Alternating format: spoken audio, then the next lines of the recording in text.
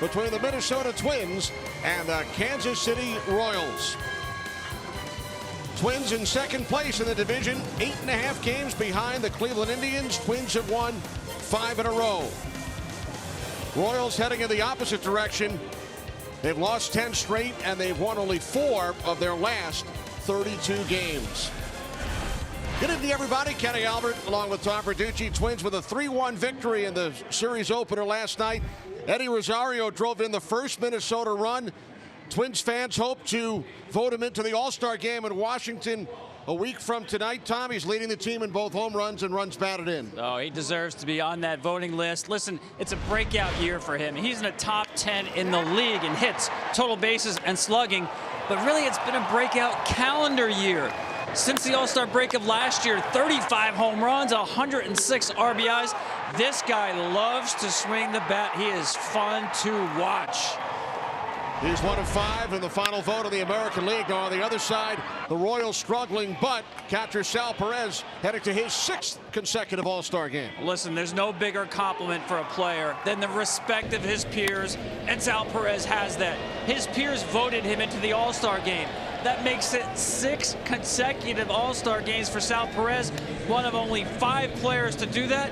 And oh, by the way, he loves playing here at Target Field. Career .349 here in this ballpark.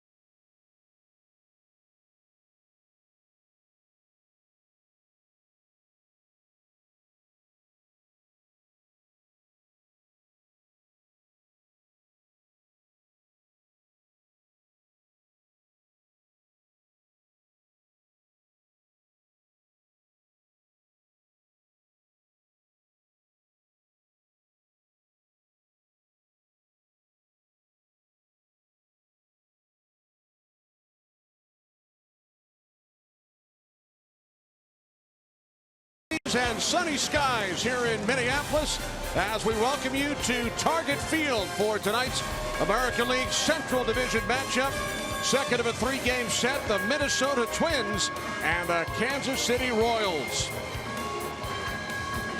The Twins have won 5 straight, second place in the division, trailing the Cleveland Indians, while the KC Royals are heading in the opposite direction. They have lost 10 in a row, 28 of their last 32. Good evening, everybody. Kenny Albert along with Tom Verducci. Tom, let's start with the Twins. A 3-1 victory in the series opener last night. Eddie Rosario drove in the first Minnesota run, and the Twins fans hope to vote him into the All-Star game a week from tonight in D.C. And deservingly so. Listen, it's been a breakout year for Eddie Rosario. Top 10 in the league in hits, total bases, slugging. But really, it's been a breakout calendar year for him. Going back to the All-Star break last year, 35 home runs, 106 RBIs. This guy is one of the most aggressive hitters in all of baseball. Man, is he fun to watch hit. On the other side, Tom, the Royals struggling, but catcher Sal Perez heading to his 6th consecutive Midsummer Classic. Well, listen, as a player, there is no bigger compliment than the respect of your peers. And his peers voted him into the All-Star game in D.C. As you said, 6 consecutive All-Star games, one of only 5 players to do that. And by the way, he loves playing in this ballpark. Career .349 hitter at Target Field.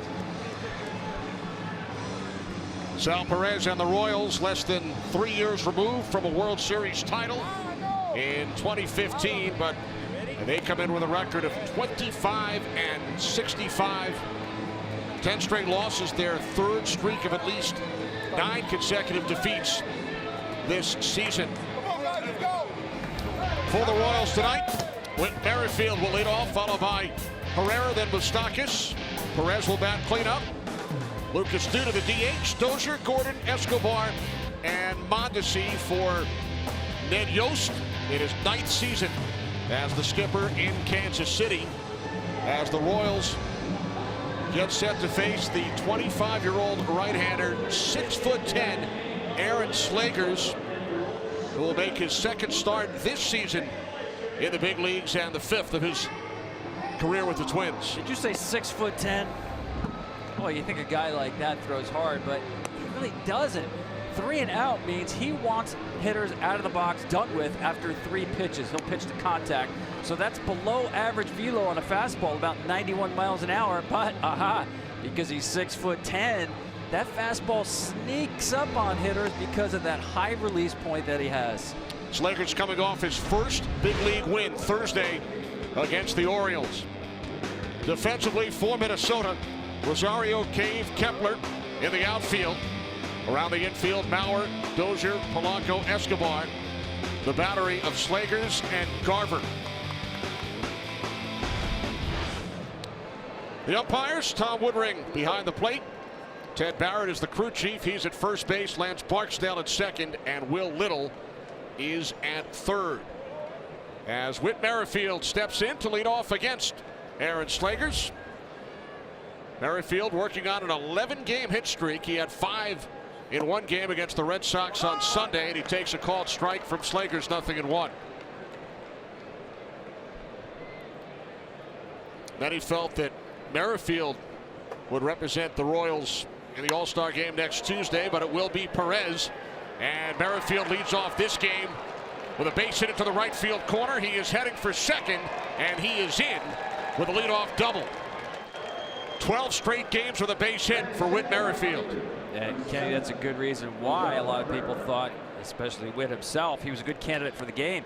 This guy is a line-to-line hitter. Fastball away, take it away. Really like his balance at the plate. You can see the way they defend him. You have to defend him straight up. And he's right out of the box. One of the better base runners in the game. A lot of guys won't get the second base on that. He was thinking 2 all the way.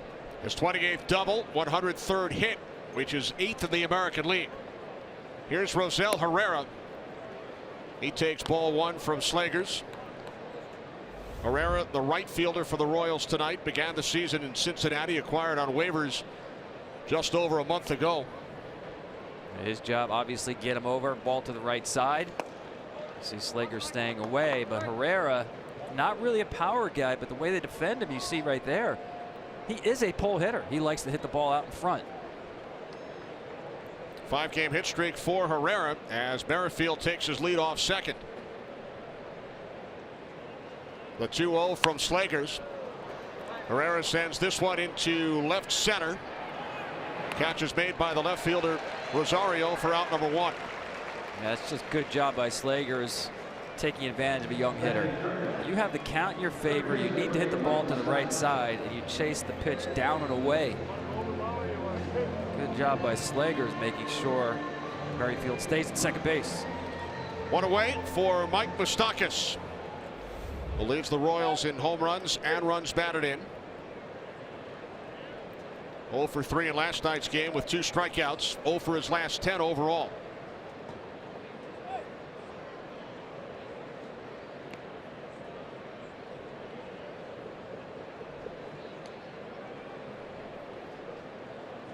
Moustakas, the subject of trade rumors over the last couple of days. New York Yankees have been mentioned. He played some first base over the weekend.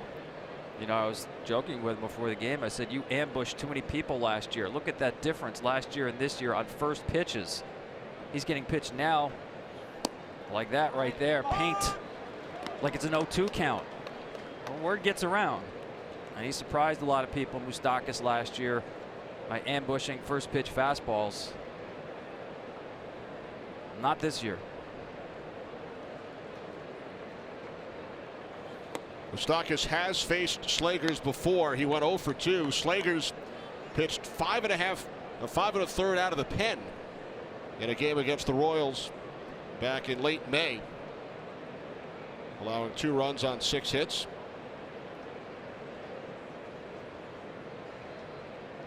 One 1 from Slagers. Moustakas fouls it off to the left side. 1-2. You know, in the short sample with Slagers, he's actually been a little more effective against left-handed hitters. And to me, it's because of the pitch you might see right here. Good changeup to left-handed hitters.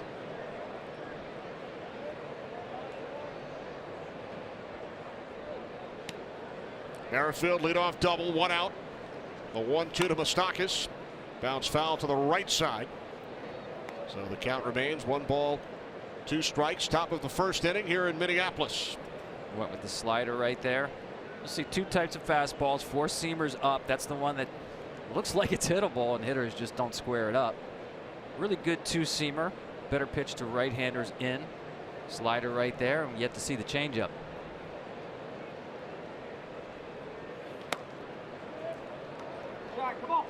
Two balls, 2 strikes.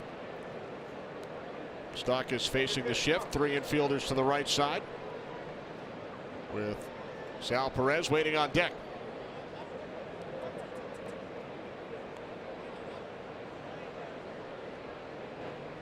The 2-2 from Slagers. Popped up. Moving over to his normal position is Polanco, the shortstop who makes the catch to retire Moustakas, now 2 away. Tom, how about the 4 keys to the game tonight? Well, the Royals are one of the most aggressive swinging teams in baseball. Only the White Sox swinging more pitches out of the zone. That's not a good game plan. So their game plan, make sure Slagers and the bullpen guys get into the strike zone. For the Twins, well, there's Mr. Power right there, Eddie Rosario. Home runs are on the docket for today. Ian Kennedy on the mound for Kansas City, a high fastball pitcher, gives up a lot of home runs. 2 outs. Here's Perez, batting just .213 on the season. But as we mentioned in our open, heading to his 6th consecutive All-Star game to represent the Royals.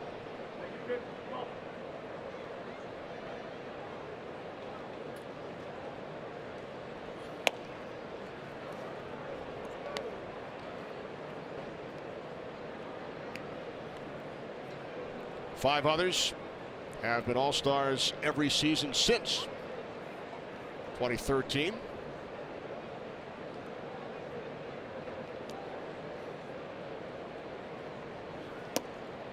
And in franchise history, Tom, only George Brett has been to as many as 6 All-Star games. He was named 13 times. 13. So Sal's got a way to go before he runs down the great George Brett, but that is special company.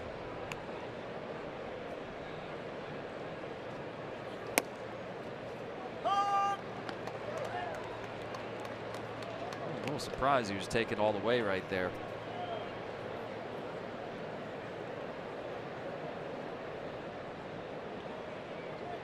Merrifield, the runner at second. 3-1 from Slagers. Count is now full.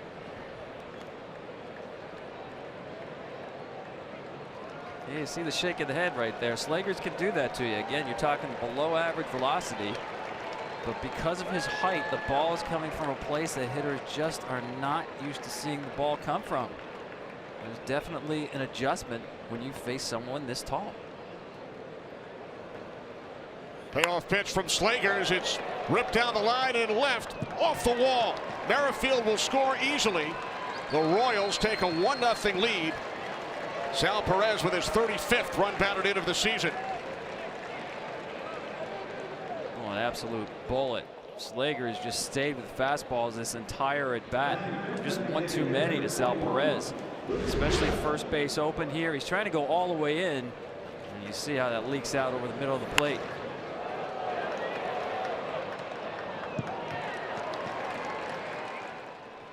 That sounded loud off the bat, and it sounded loud off the wall.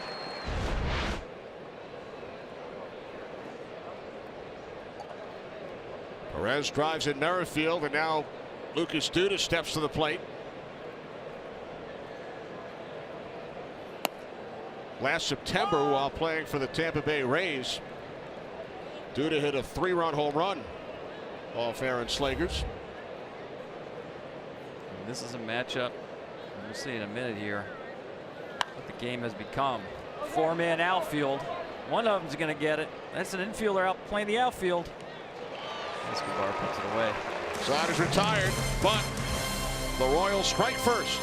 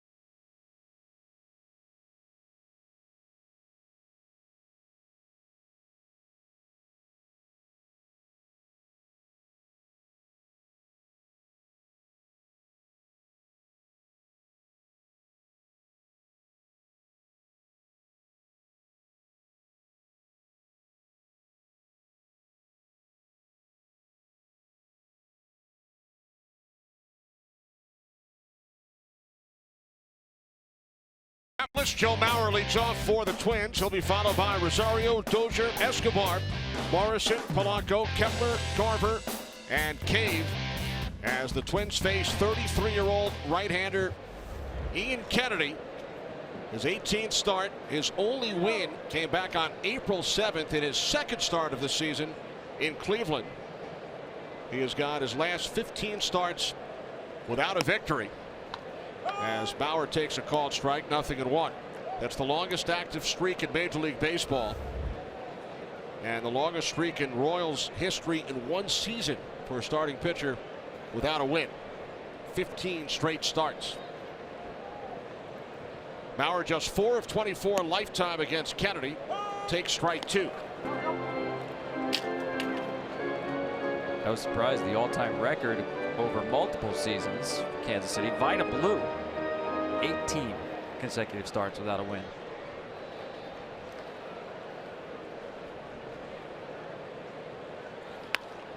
Now the 0-2. Shortstop Mondesi across. To retire Bauer, one away. Well, there's not a lot of surprises with Ian Kennedy, as you saw right there. He loves to throw high fastballs. Typically, he's going to keep his outfield busy. Fly ball pitcher. Fastballs up in the zone, well, oftentimes that means they're also out of the yard. That's been his bugaboo. Home runs. He's trying to keep them to home runs with nobody on base. And this is interesting to me. His numbers go up not the first time around the lineup, not the third time around the lineup, the second time around the lineup. They go way up. We'll keep an eye on that. Here's Rosario, who leads the Twins with 18 home runs, 54 runs batted in. One of the 5 American League final vote candidates.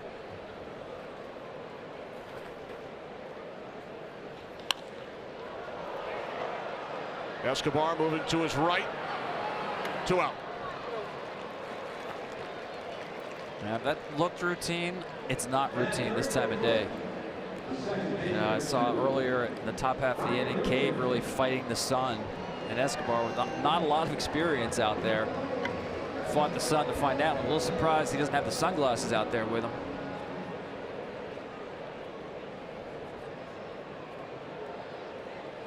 It's only his 5th start in center field this season.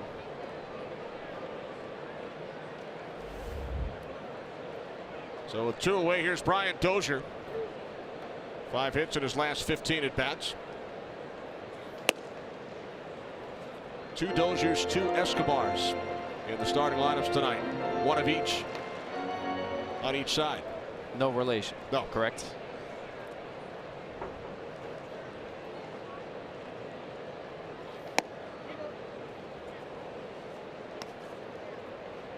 I remember a game, this is going way back, it was Pedro Martinez pitching against Dennis Martinez. And the Expos game notes by Richard Griffin called it a 2 Martinez lunch game. It was an afternoon game, 2 Martinez game. Dozier drills this one to deep left field. We are tied. Home run number 14 of the season off the bat of Brian Dozier.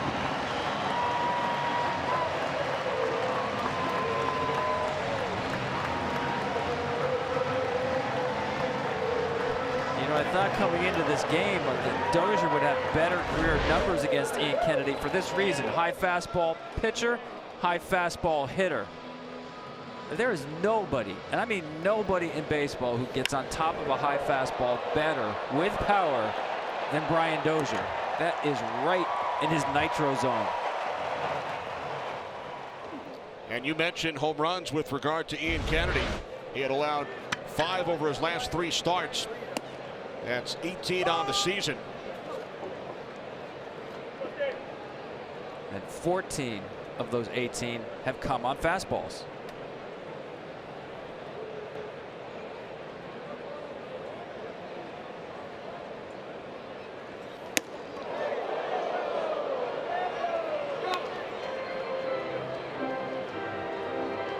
Speaking of fastballs. Hello, my name is Ian Kennedy. Introducing himself to Escobar. Escobar looking to lean over the plate there. Now Eduardo Escobar has had great success against Kennedy in his career. 9 for 21 with a couple of home runs. That's a .429 batting average. Bounce foul back behind first.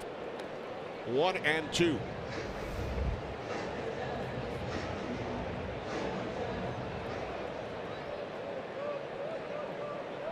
Brian Dozier has tied the game at 1. His 14th home run, 39th. This area right here, that's the nitro zone for Escobar. Middle down. As long as Kennedy stays below that and above that, he's in good shape. Now his high fastball can work against Escobar. But you try to get him out down middle in from the left side. There's a reason this guy's leading the league in extra base hits. Those are doubles and home runs in that area.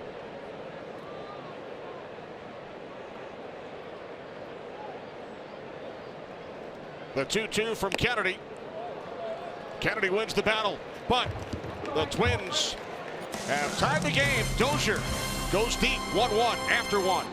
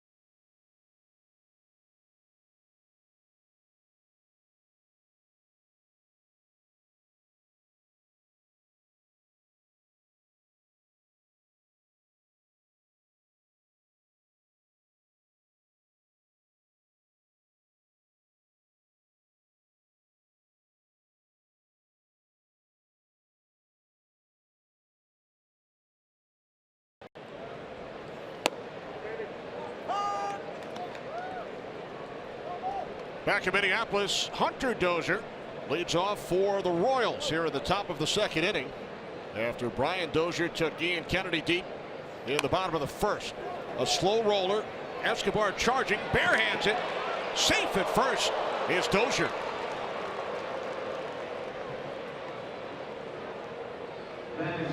Big guy gets down the line well. You get that jailbreak out of the box when you reach for a breaking ball across the plate. That's what Dozier did. That was a great play by Escobar. The ball was moving fairly quickly. You see how deep he is at third. To barehand this ball cleanly at the speed the ball was still rolling, that's an excellent play by Escobar. Just had too far to come to get it. Dozier clearly beats it. So Dozier breaks out of an 0 for 14 with an infield hit. Here's Alex Gordon. Swings at the first pitch. Center field. Catch is made by Cave, who was shielding the sun. One away. Well, his glasses are up on top of the brim of his cap. I'm not sure what they're doing up there, but he found it.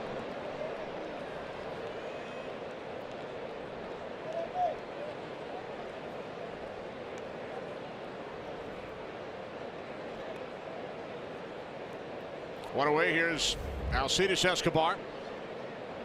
We mentioned starting in center field once again. Of course, primarily a shortstop throughout his career. Ned Yost sat him down on Sunday, so his streak came to an end. He had the longest active games played streak in all of baseball, 421 games.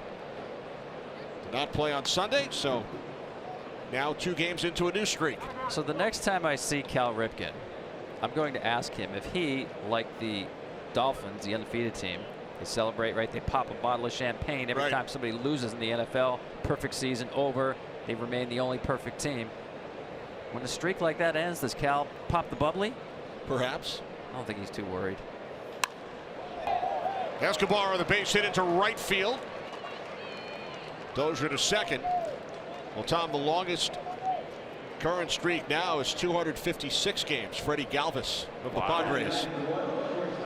And how about this? The longest current start streak, 95 games in all of baseball. Starts. Freddie Freeman, 95. And the game has changed. I mean, even forget about consecutive game streaks. Even guys who post 155 plus times per year, those days are over. Teams have figured out that recovery is extremely important in this game. Scheduled off days. Ask Cal about that too. Mondesi shoots this one down the line and right.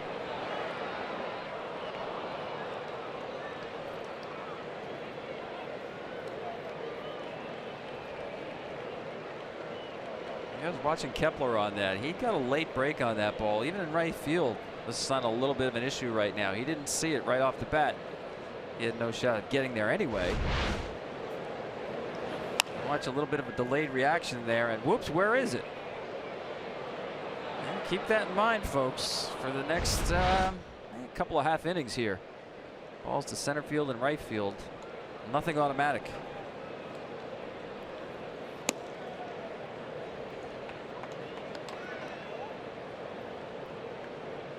1-1 on Adalberto Mondesi. 2 hits in the inning. First and second, 1 out. Each team with a run in the first. Mondesi fouls this one off to the left side. Now 1-2. You're not going to see a lot of swings and misses with Aaron Slegers, especially against this Kansas City lineup. One thing they do well, they put the ball in play. Mondesi runs very well. Tough guy to double up.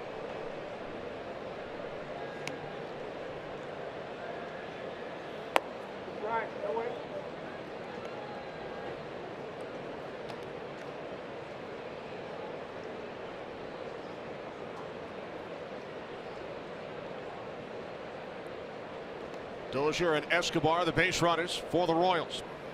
2-2. Mondesi got a piece of it.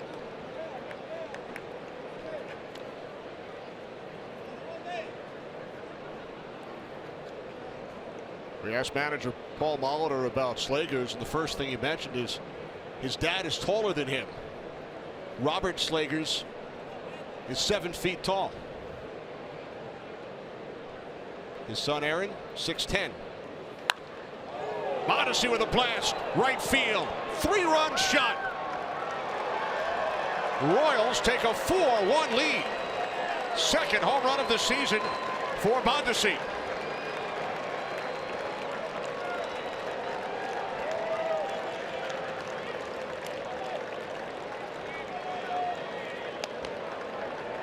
Royals making quick adjustments against the outlier height of Slegers. This is that 4-seam fastball up in the zone.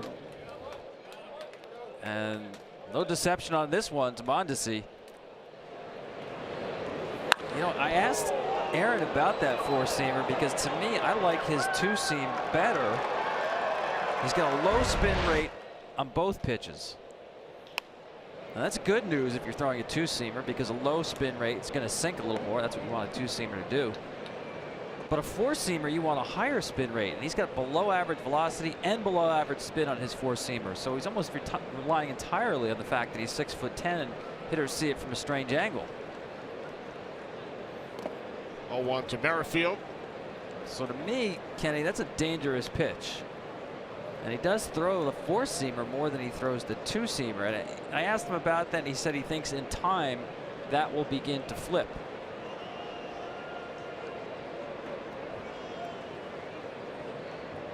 Merrifield doubled and scored on the first. Now 1-2. So we get the spin rate on the 4-seam fastball on the home run, 1993. And that's a good 300 RPM below the average spin rate of a major league fastball. 4-seam fastball.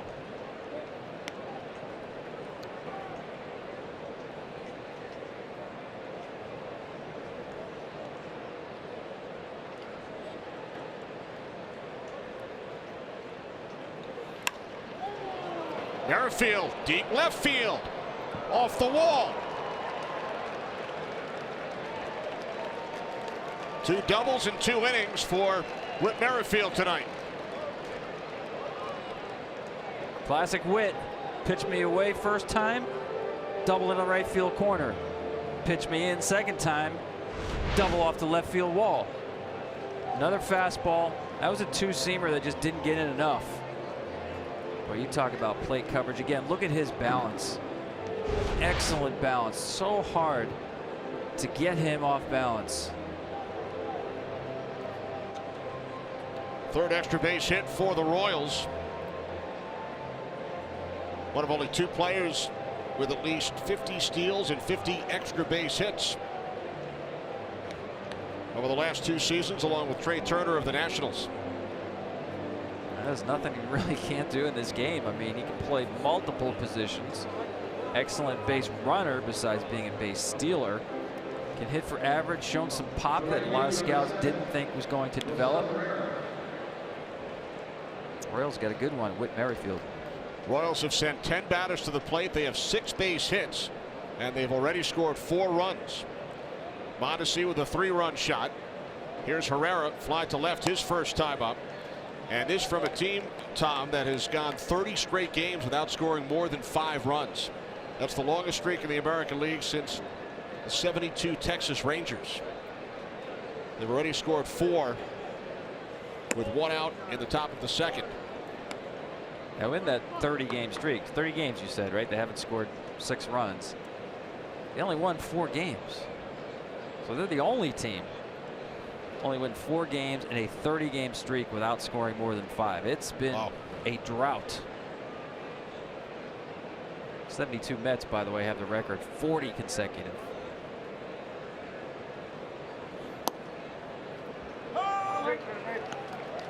And by the way, the last time they scored more than 5, they lost the game. Ouch. 9-6 to the Angels back on June 4th. Taylor Rogers up in the Twins pen.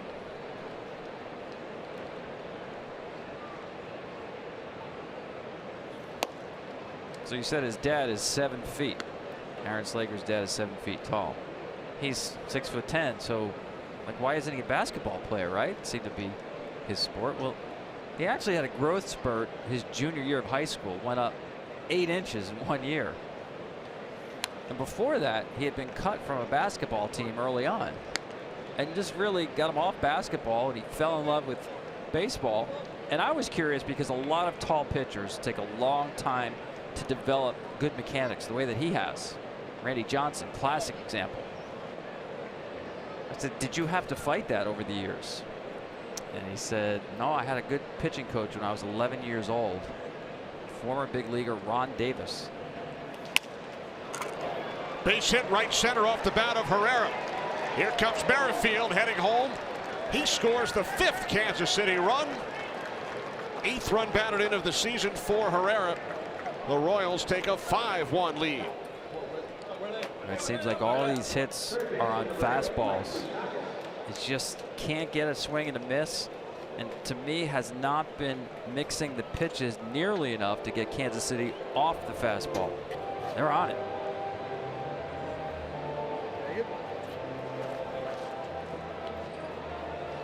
So that will be all for Aaron Slagers. He retires only 4 Royals. They've scored 5 as Taylor Rogers enters from the Twins pen.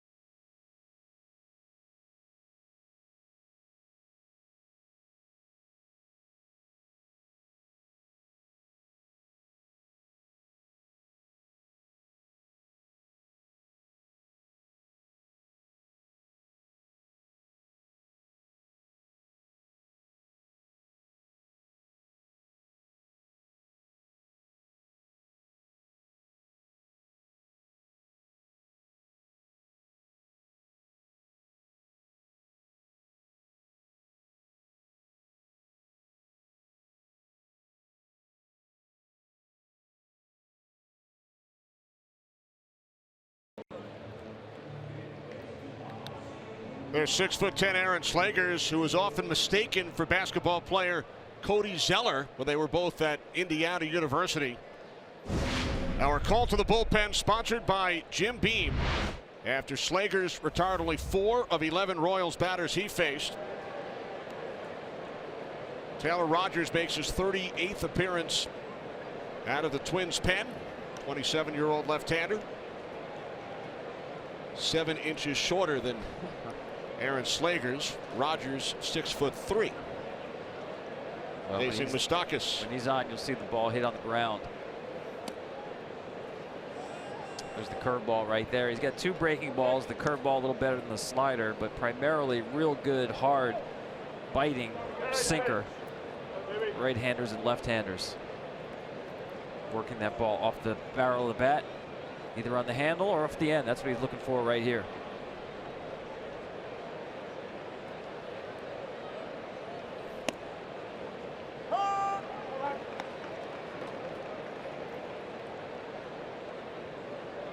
Moustakas popped out to the shortstop Polanco, his first time up.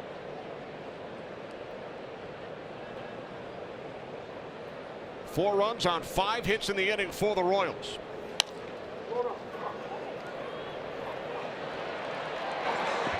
Twins turn 2 to end the inning. Moustakas grounds into a double play, but Kansas City scores 4 runs in the inning. They may take a look at the play at first base. Well, maybe they just want to appreciate the pick by Joe Mauer at the back end of this. Polanco tosses it in the dirt.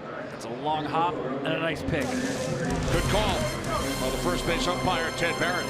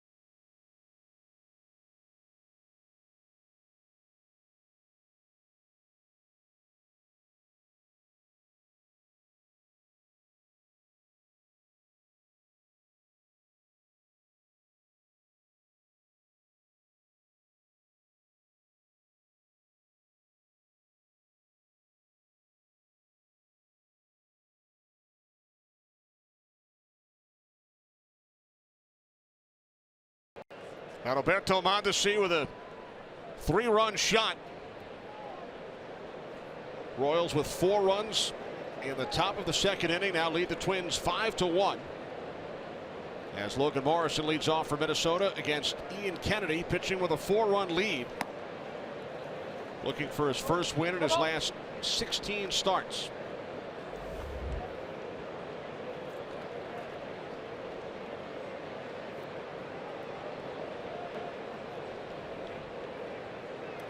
Morrison 7 for 17 lifetime against Kennedy with 2 home runs.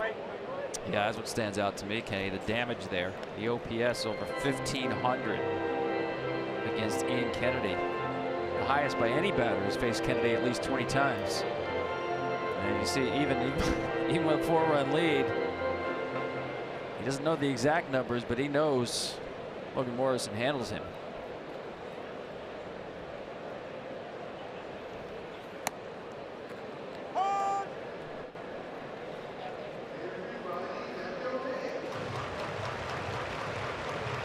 Jorge Polanco waiting on deck. Bottom of the second inning, Royals with a 5-1 lead. Morrison facing the shift. The 2-1 from Ian Kennedy.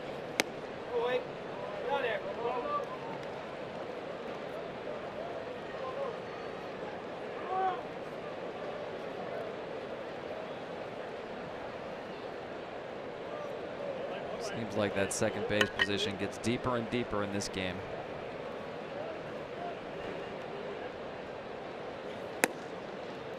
Fastball in for a called strike. The count is full.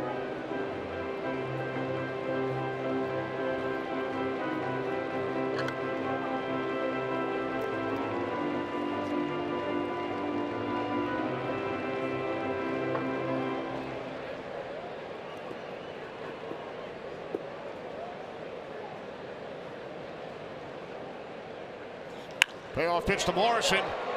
He drills this one to deep left field, off the wall, and it takes a big carom. Morrison on his way to third. The throw is in time. Morrison out at third.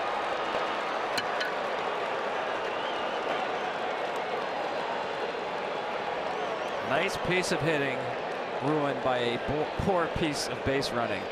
Down 4. Gold Glover in left field with one of the most accurate strong arms in the game. Not a good time to take a chance like that. And you'll see Gordon gets caught here getting too close to the wall, so the ball will bounce back towards the infield. This play is entirely in front of Morrison. This is his call all the way, and he knows all about the arm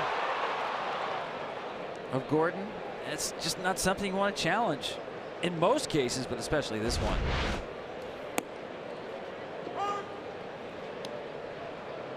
How about this? Most assists in baseball since 2012.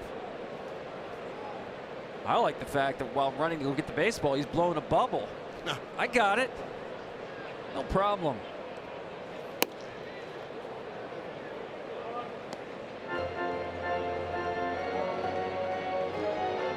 And the tag was applied by the shortstop Mondesi. Score at 7-6.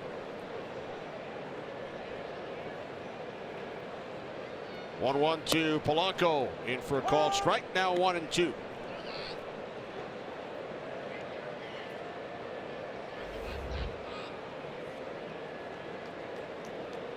Polanco back from his 80-game suspension, playing in his 9th game of the season for Minnesota. A 1-2 from Kennedy, missing high and away. 2 balls, 2 strikes.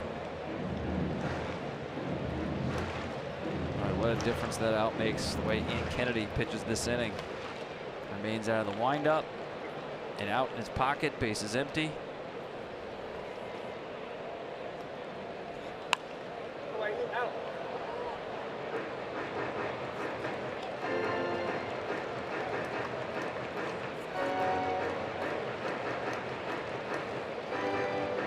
Kennedy has owned Polanco. He's 0 for 8 in his career against Ian Kennedy.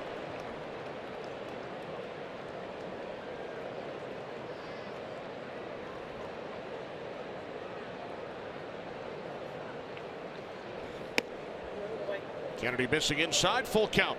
And I really had an interesting conversation with Ian about the fact that he's so durable and how he's been able to just post year after year after year. We talked about the importance of a routine and paying attention to your body in between starts and the grind of the season. He told me about the young pitchers on this Kansas City staff who've come to him at this point in the season, and he remembers this when he was young, where you really begin to get fatigued, because as he said, an inning pitched up here in the major leagues is like 2 innings in the minor leagues. Ball 4 to Polanco. First walk issued by Kennedy tonight. Major League Baseball at FS1 is sponsored by Ford. Going further so you can. And by Swiffer. If you've got a life, you've got a Swiffer. That was a good example of how the game has changed, by the way, Kenny. It was a 3-2 changeup with a 4-run lead to Polanco, and he missed with it.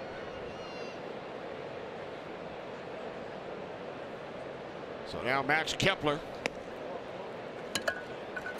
Kepler working on a 5-game hitting streak, 7 hits in his last 18 at bats. And it gets back to what I was saying, what Ian was saying about the difference between pitching, say, in AAA and coming up here. There's power throughout the lineup up here. You can never just coast through any part of an order in the major leagues, which you can do in the minor leagues. So you really have to pay attention to your workload. The Royals, some of the young pitchers on bullpen days, they'll go out and say you're limited to 25 pitches today. What? 25? Yeah, that's it. Touch and feel, get off the mound, get in. And Ian Kennedy is rock solid in terms of taking the ball year after year.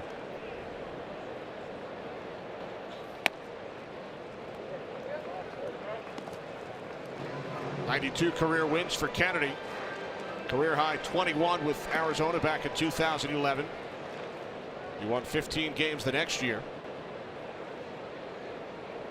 Former first-round draft pick of the New York Yankees back in 2006.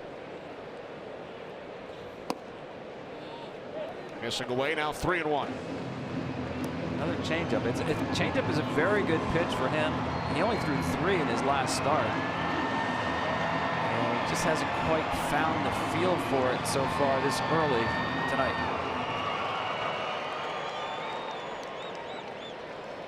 Polanco takes his lead off first. 1 out, bottom of the 2nd inning. 3-1 from Kennedy. Pop foul.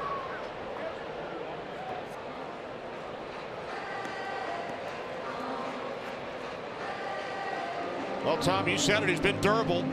Only Max Scherzer and John Lester have started more games than Ian Kennedy since the 2010 season. Yeah, and I think it's become an undervalued skill, if you will. We're all in love with rate stats, but the ability to go out there and take the ball, there's some value to that. Make no doubt about that. I would not send the runner here. Kennedy does not throw a lot of ground balls. He strikes out Kepler for out number 2. When you think about starting a runner 3-2, to me the most important part of the equation is, does the pitcher throw a ground ball? Do we have a ground ball hitter at the plate? You want to stay out of 2. That's really the goal of starting a runner 3-2. Good decision there by Paul Molitor. Kennedy not a double play guy.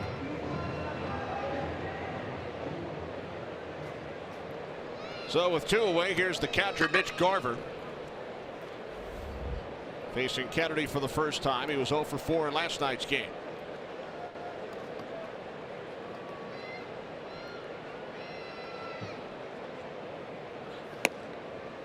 Logan Morrison with a leadoff double when he was thrown out at 3rd. Attempting to stretch it into a triple. Walk to Polanco. And then Kepler struck out. There's Alec Gordon, who threw out Morrison at 3rd. His 8th assist this year, 3rd in the American League. Fell back to the screen, 1-1. Did you happen to notice the gold on his glove there? They don't just give those things away. You got to earn the gold and wear it on your glove the way Alex Gordon has it. And if you're really good, there's the gold. Like Byron Buxton, who happens to be in the minor leagues right now, you get platinum. Right. More gold.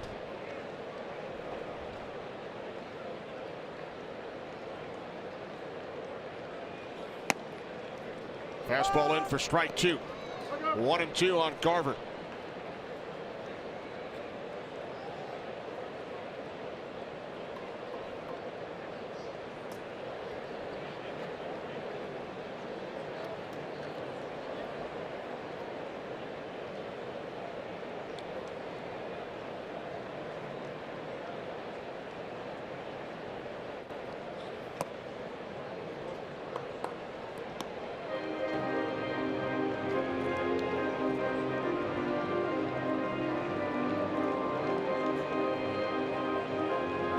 Cave on deck, should Garver reach. 2 outs, bottom of the 2nd inning. Polanco the base runner.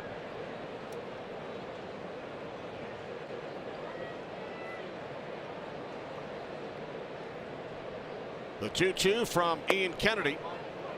Count is now full.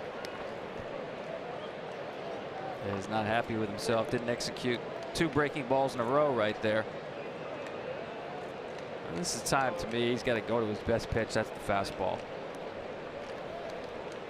And now he threw the changeup to Polanco. 3-2 count, but this has got to be a challenge fastball. He's down the outside corner. Well, that's what Sal's calling for.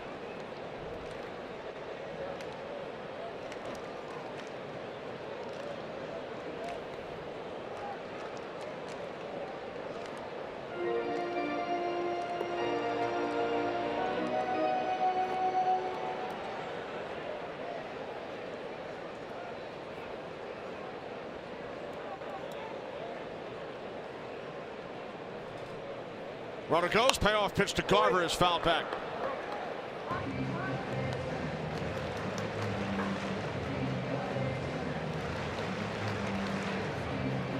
I'd stick with that pitch. That foul ball isn't enough to get me off that pitch, and so far Ian Kennedy looks like he's dialed in on the fastball on that side of the plate.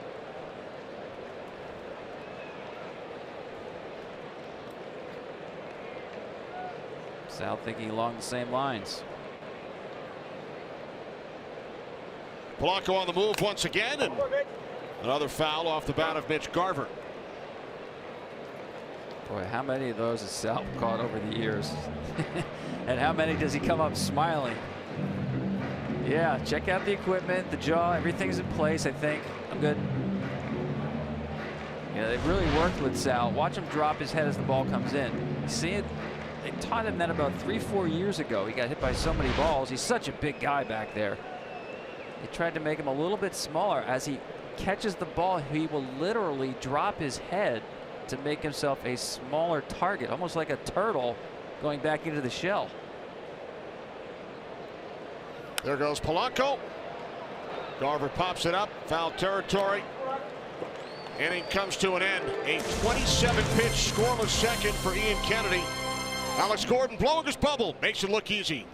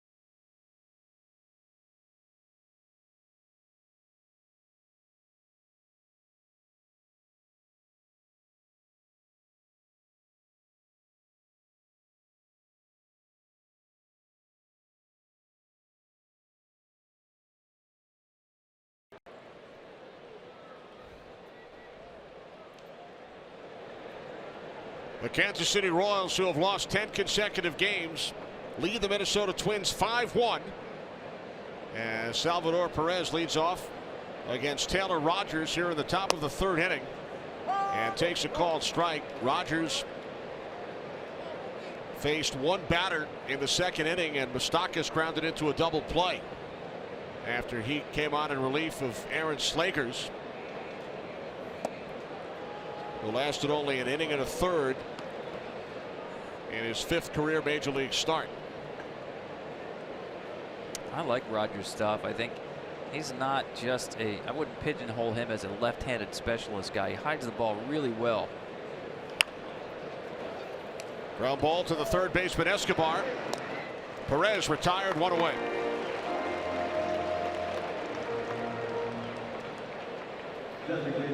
Keep your team in the game. It's not a glamorous job coming in with your team down 4, but it's a big job, an important job for the Minnesota Twins right now. Every game crucial to get back into this race. It's still early, only the 3rd inning. Now against the left-hander, it's a different shift than we saw the first time when Escobar was out in left field with the 4-man outfield. This is like different defenses in football, right? I think earlier I'm going to call this the nickel defense. Here's Escobar all the way out here in left field. That's your third baseman. And now we've got the flex. Flex D.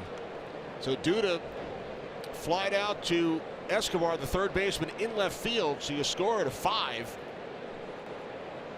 even though it normally would be a 7. Fly ball to the left fielder. Now Escobar on the other side. So it'll probably help Escobar's defensive metrics. They caught a fly ball playing third base about 200 feet from home plate.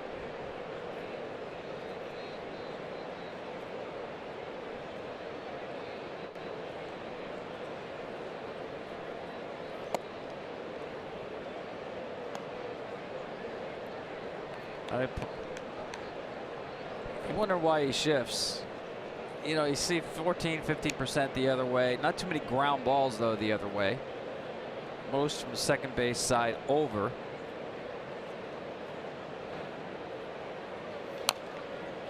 Polanco's so deep in right field. Before he's actually having conversations with people in the stands in the right field seats. I mean, that's crazy. Duda can hit an absolute bullet line drive that for 100 years is a base hit, if not a double. That could wind up being a 4-3.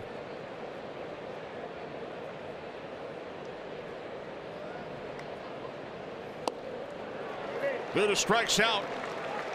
First strikeout for Rogers, 2 away here in the Royals' 3rd. Baseball's 2 biggest events of the summer, back-to-back. The action begins at the T-Mobile Home Run Derby on ESPN July 16th at 8 Eastern. Then catch baseball's biggest stars at the 89th Major League Baseball All-Star Game presented by MasterCard July 17th on Fox. Coverage begins at 7:30 Eastern.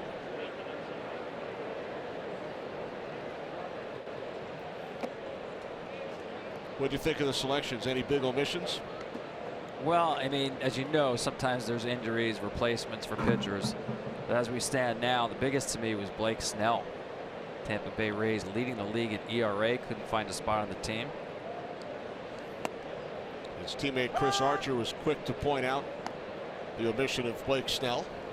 Yes, and he was very targeted about that, by the way. And how about this guy? Escobar leading the league in extra base hits. No room for you. But Archer made sure he called out his fellow players for their vote and not blaming the media. And I thought Justin Verlander had a really good point too. He said, why don't we vote later electronically? They vote on a paper ballot about a month before the game's actually played.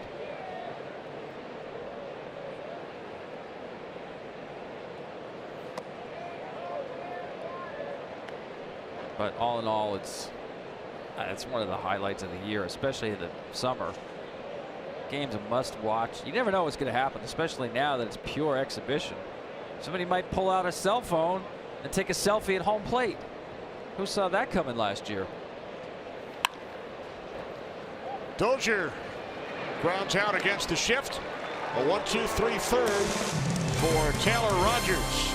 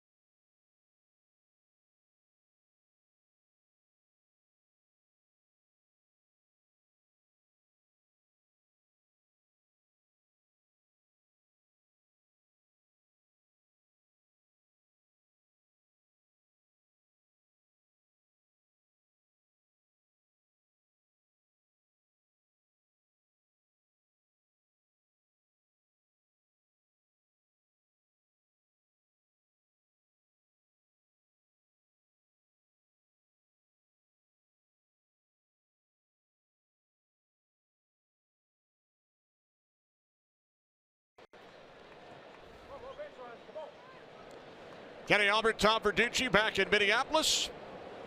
Royals with a 5-1 lead. They scored 4 runs in the second inning. Chased the Twin starter Aaron Slagers. Jake Cave leads off for Minnesota against Ian Kennedy in the bottom of the third. Twins with their run in the first inning. Solo shot off the bat of Brian Dozier.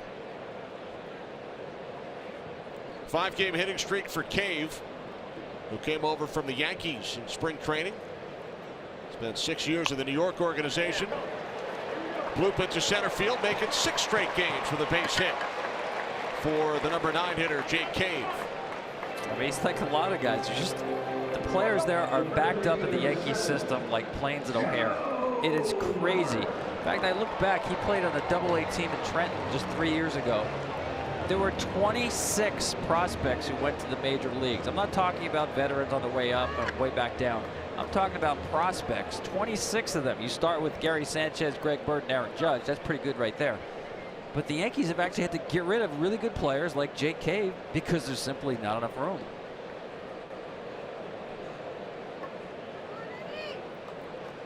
So the leadoff man on for the Twins for the first time tonight. And Joe Bauer takes a called strike, grounded out to the shortstop Mondesi, his first time up.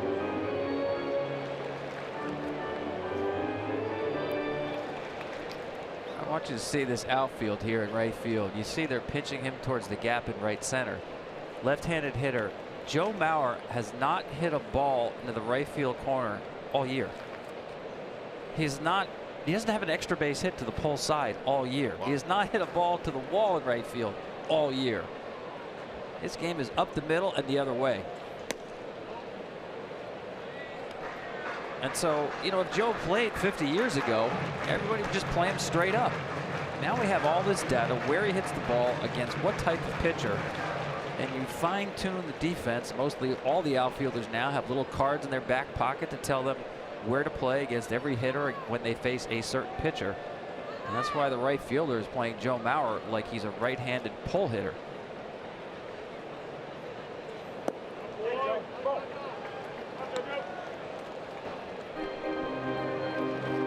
Those are all singles to right field from Joe Mauer. And I said, you must be like Joey Votto. Joey Votto is famous for never pulling a foul ball to the right side into the stands. He does it maybe once a year. Joe couldn't remember the last time that he did it, but he said when he was at Home Run Derby, 7 of his 10 outs were pulled foul. That's not his game. He shoots this one into center field. Escobar moving to his right, 1 away.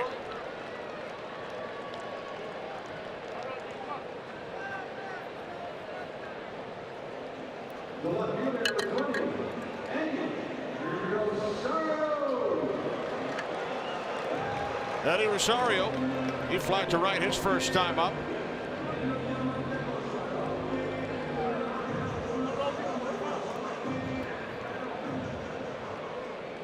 Will you accept this, Rosie? He is one of 5 American League final vote candidates. Some tough competition.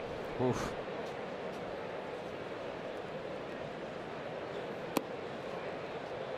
Giancarlo Stanton, Andrew Benintendi, Gene Segura, Andrelton Simmons. Wow. I mean, listen, it goes without saying they're all deserving. They're all among the league leaders in different categories. Good luck, Eddie. Stiff competition.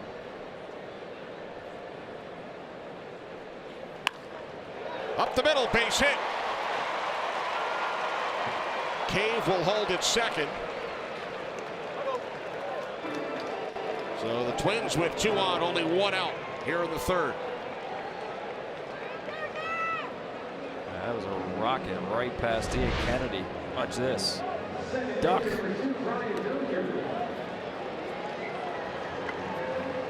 Good base running by Cave, too. I like the way he goes hard to second. He's thinking the extra base, but Escobar charges the ball well.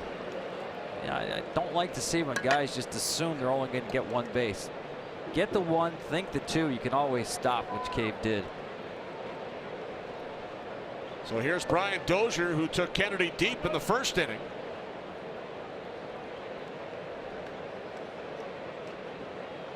Two on, only one out. Strike one to Dozier. Now let's see if Kennedy stays away from the high fastball here.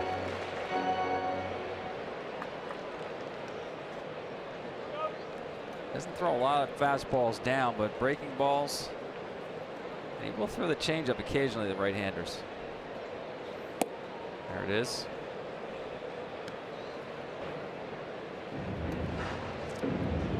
It's interesting. He throws the cutter more to righties than lefties. Kenny, most pitchers, right-handed pitchers, like to run that cutter in on left-handers.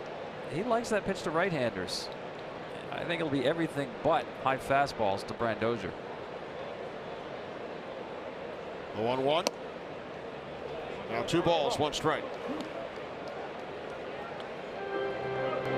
Now we talked about it at the top.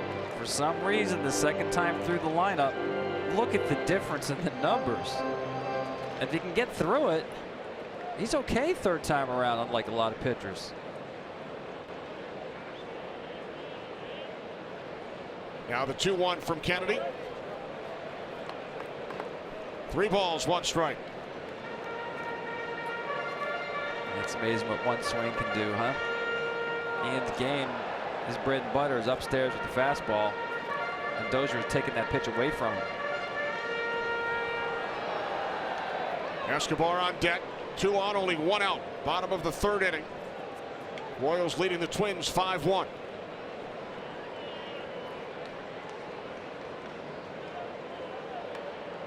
The 3-1 from Kennedy to Dozier. Full count.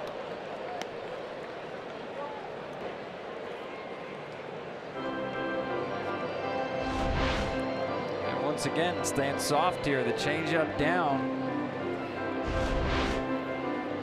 I'm saying another something soft coming right here. Breaking ball or just duplicate that last one.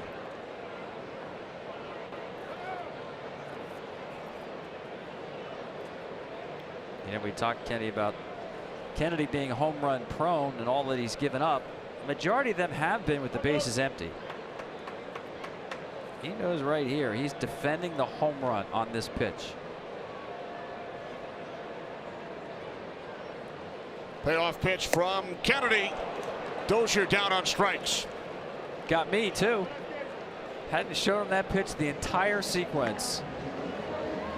And could not have put it in a better spot. Just tied him up.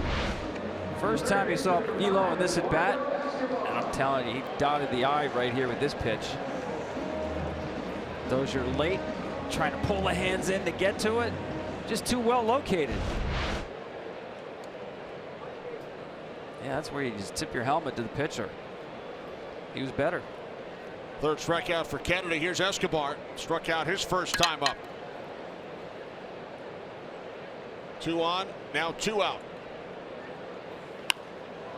Fouled off to the left side, 0-1. Our proven performer, sponsored by Gatorade, Eduardo Escobar, tied for the major league lead in extra base hits, and he is first in doubles. He really took advantage of more ABs with Polanco on that 80-game suspension.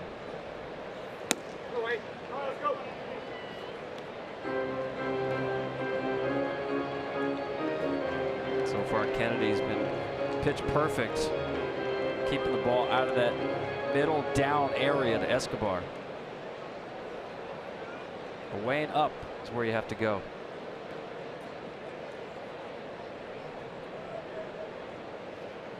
The 1-1. Missing low and away. 2 balls, 1 strike.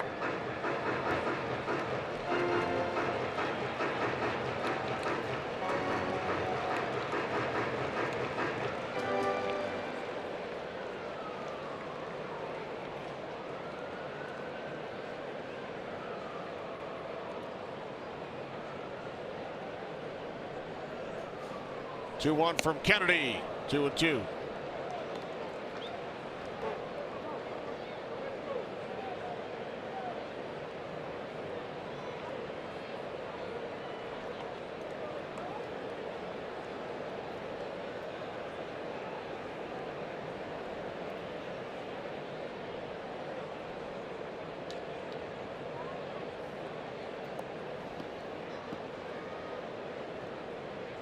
Made a lot of big pitches with runners on base here, Ian Kennedy.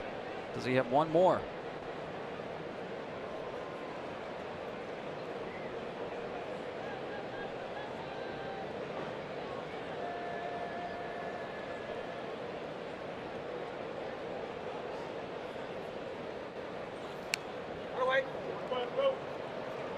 That one was just up enough. Escobar right on it. Those are the kind of foul balls that make a pitcher think. We saw Garver foul a fastball off, but it was a little bit late. It goes straight back like that. The hitter's right on it. I think Ian wanted that fastball up a little more to Escobar.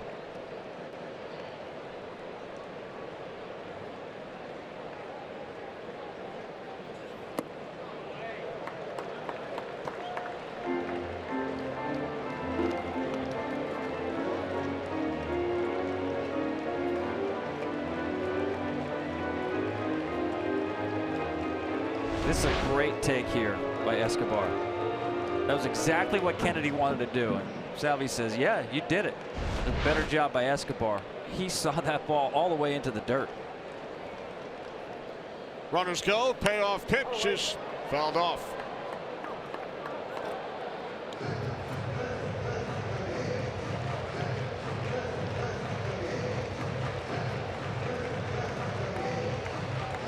See if he goes back to fastball here. Slowed him up with the breaking ball away. Bread and butter, high fastball. That's how he got Dozier. 8th pitch of the at bat. Runners go. Another foul. Again, well located. Keep it away or keep it up against Escobar, and that's what he's done very well.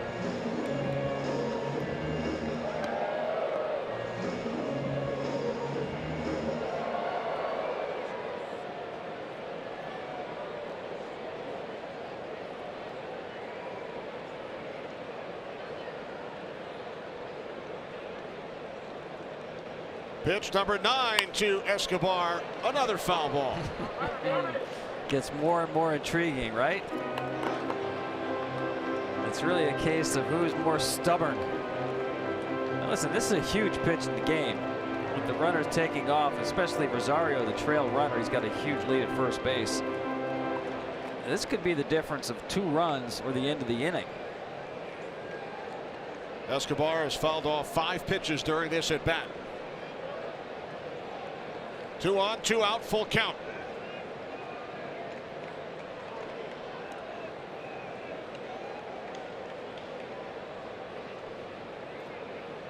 Cat, meat, mouse. The way they're sizing each other up.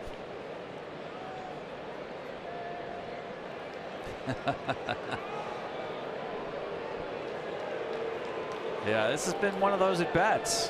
You know, they've pitched Escobar exactly the way they've wanted. He's executed pitches well, and Escobar is still in the box. This is also because the runner at second has seen a lot of pitches. Perez now does not have to give a sign, just in case Cave has been able to figure out the sequence.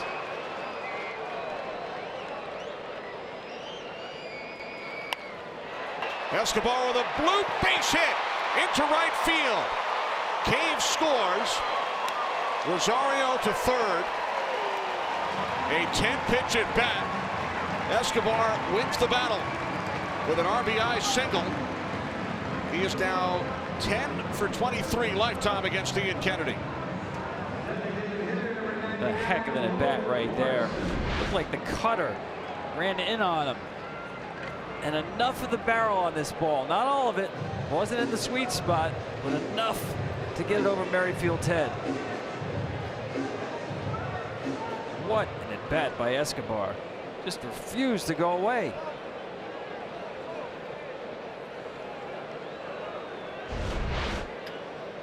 Runners on the corners for Logan Morrison. Chance to redeem himself here. Following his last at bat when he doubled leading off the second and was thrown out, attempting to extend to a triple. See the runners in scoring position number there. It's been a struggle for him the last couple of years.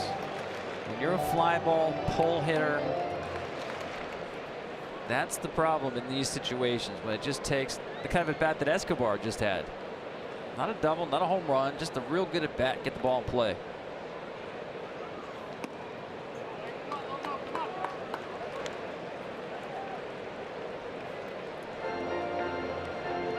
Career numbers against Kennedy now 8 for 18, including his second inning double.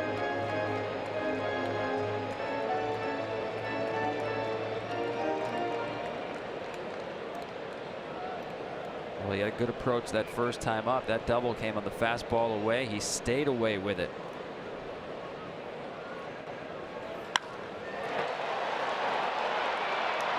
Diving catch is made by Alex Gordon in left field to end the inning.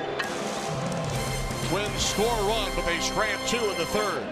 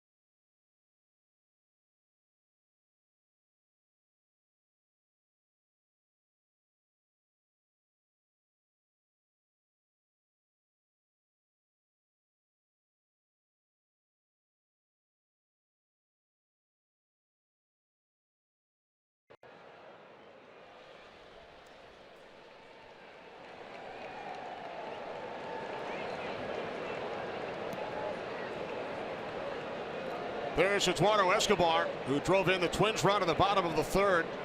A brilliant 10-pitch at bat, fouled off 5. Singled in a run, and now it's Alex Gordon leading off here in the top of the 4th for the Royals against Taylor Rogers, who came on in relief of Aaron Slagers in the 2nd inning. Gordon flies to center his first time up.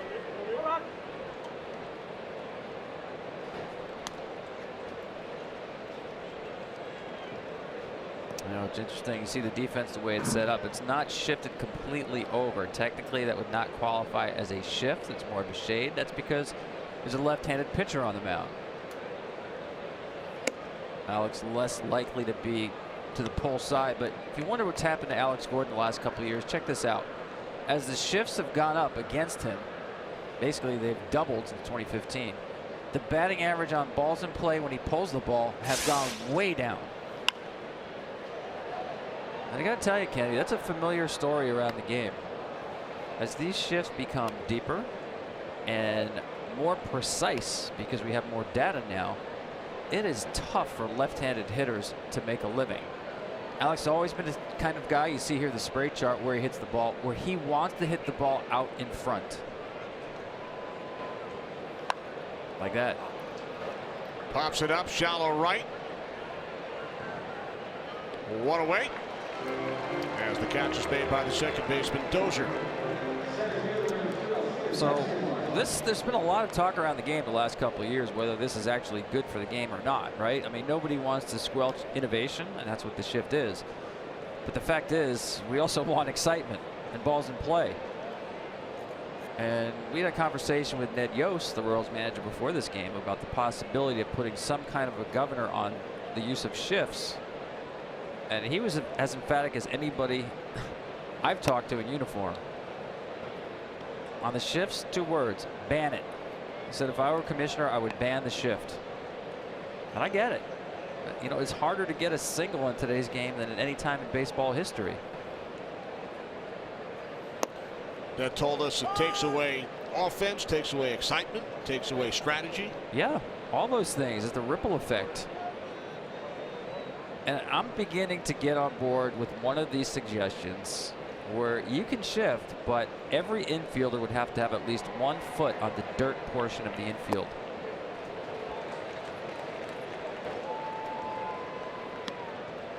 Now we have a game tonight of the 18 position players in the lineup tonight. Shifts are being used against 11 of them. It's very common around the game. And I know everybody says, well, just hit the ball the other way, like it's so easy to do. You've trained to hit the ball one way your whole life. It's not that easy. It takes a long time to adjust. And the answer to me is to change the rules of the game to make that adjustment, that transition period that baseball needs to go through, happen more quickly.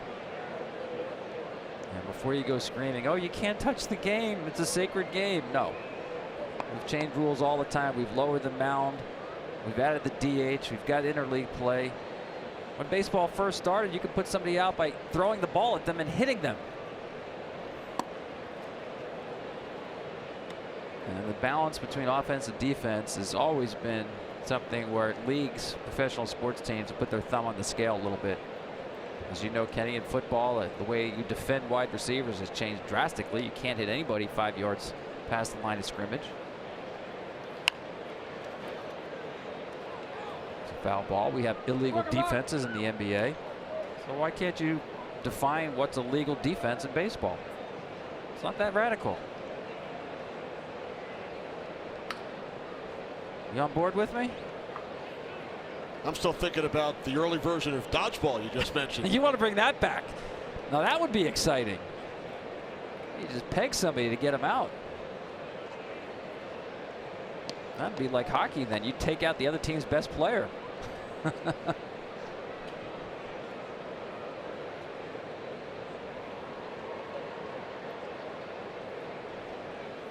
2-2 to Escobar, and he's down on strikes. Second strikeout for Rogers. Yeah, Rogers doing exactly what Paul Molitor needs here. Just hold the game. Give us a chance. And again, I really like this guy's stuff, his arm action.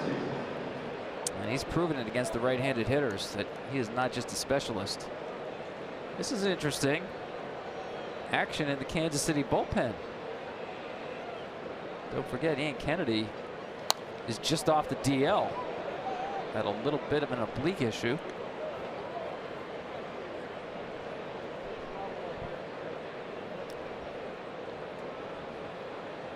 Kennedy's last start, June 29th, just under 2 weeks ago, was placed on the 10-day disabled list in early July. Yeah, 4th inning, you're up 3. You're not getting somebody up unless there's some sort of physical issue or some issue there with Ian Kennedy.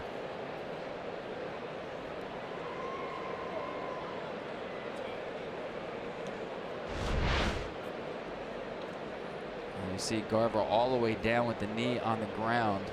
Even though he's got the protection there on that knee, you get that kneecap hit squarely, you're going to feel it.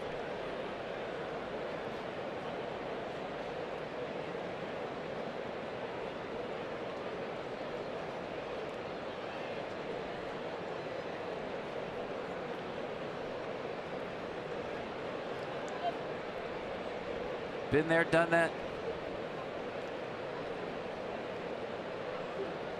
0-2 on Mondesi, who took Slager's deep, a 3-run shot back in the second inning.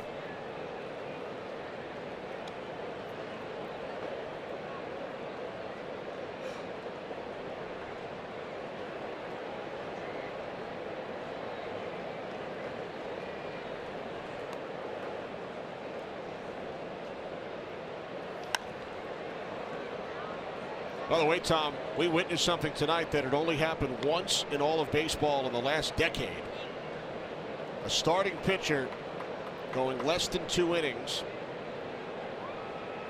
who also pitched at least 5 innings in relief against the same team in that season. Slagers had gone 5 1/3 in relief against the Royals earlier this year. Lasted only an inning and a third tonight. That's only happened twice now in the last 10 years. Gonna make me guess who the other pitcher is? Tyler Wilson of the Orioles against the Blue Jays back in Right on the 2015. tip of my tongue. I was just about to say that. I know you had it, Tom.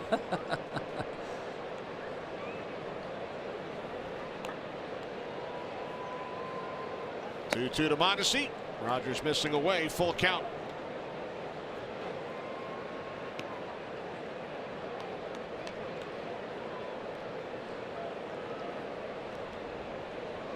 Challenge time with the sinker right here. He actually shook. Payoff pitch to Mondesi.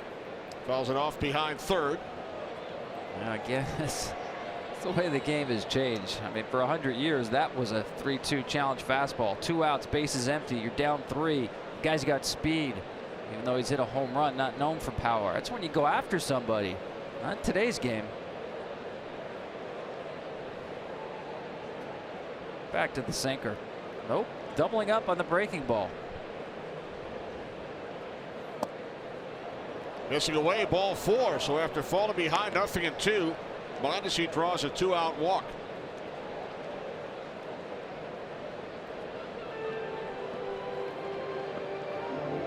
Here comes Paul Molitor. That would be all for Taylor Rogers. Here comes Matt McGill from the Twins pen. He'll face Whit Merrifield, who was already doubled twice tonight.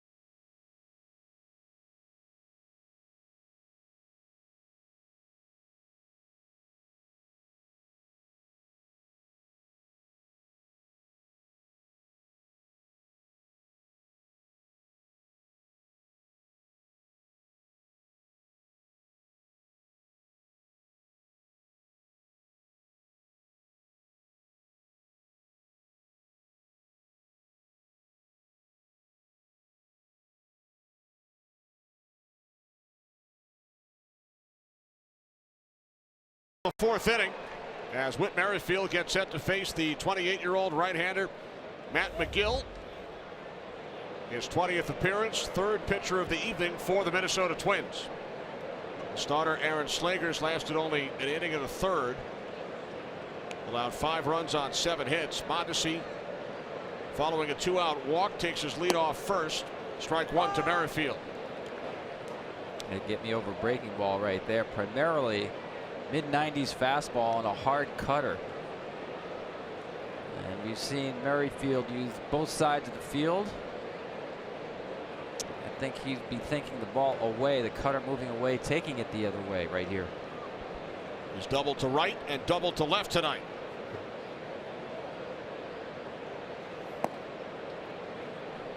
That was the cutter right there. Not close to offer at. Yeah, we talked a lot about shifts, and you hit the ball like Merrifield, you're shift proof. Dozier shaded towards second base. Outfield fairly straight up.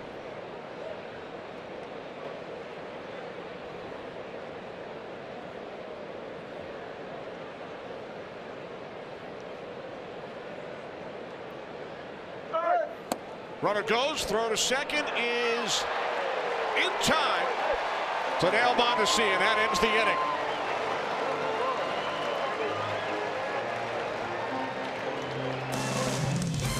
Middle of the fourth in Minneapolis. Royals by 3.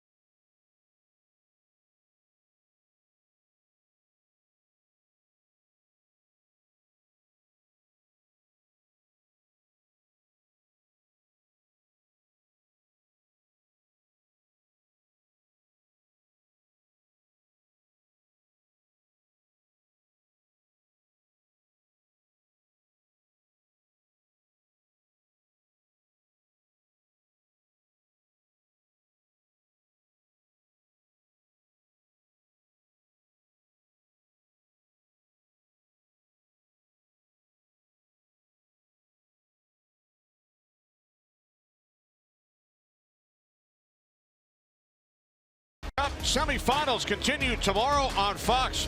Luka Modric leads Croatia against Harry Kane and England. Coverage begins at 1 Eastern on Fox, or stream all the action live on the Fox Sports app. The winner will advance to meet France on Sunday. A 1-0 victory over Belgium earlier today. The games have been great.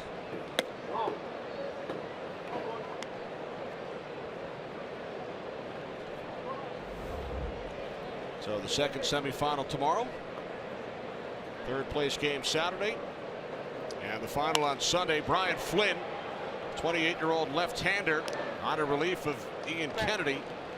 Polanco grounds out to the second baseman Merrifield for out number 1. So Kennedy, in his first start off the DL, throws 67 pitches in 3 innings, allowing 2 runs on 5 base hits. Yeah, we'll await some official word from the Kansas City Royals, but this is Kennedy coming in after that last inning. Clearly something bothering him. Remember, just activated off the DL. That soreness in the oblique. Missed 1 start. And there's got to be an issue there. I mean, just got a feel for him. It's been 15 consecutive starts without a win going back to April. He's got a 3-run lead here and can't continue. Obviously not qualified for the win. So this will be 16 straight, a new career high. He had gone 15 straight 2 other times earlier in his career without a victory.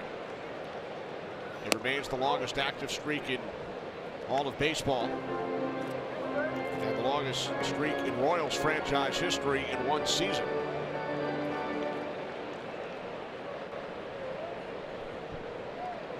Kepler struck out his first time up. Now 2-2.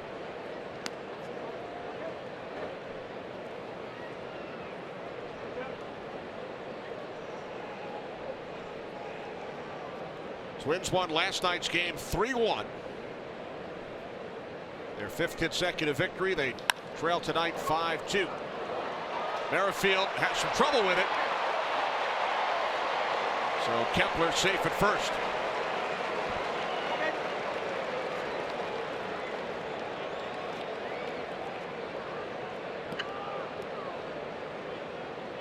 Well, I think he heard us talk about how he used to be able to get people out by hitting with the ball. Right. Well, first of all, I don't think he gave up on it as much as he couldn't find it right away. By the time he found it, it was too late. Watch this. He still has time if he locates it, but he doesn't know where it is. There it is.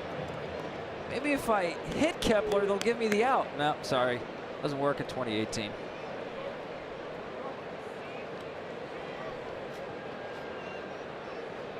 Bit of a hand issue, only the 3rd error committed by Merrifield this season. Here's Garver, takes inside from Flynn, ball 1. It's not often you see the baseball hit 2 people in the same play. Hit the fielder in the hand and the runner in the foot.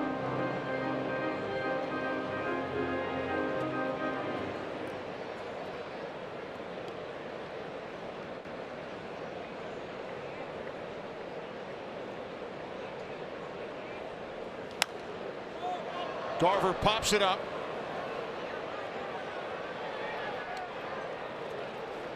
So now 2 away as Garver has popped out twice. Time for a game break. To Los Angeles we go. Take it away, Chris Myers.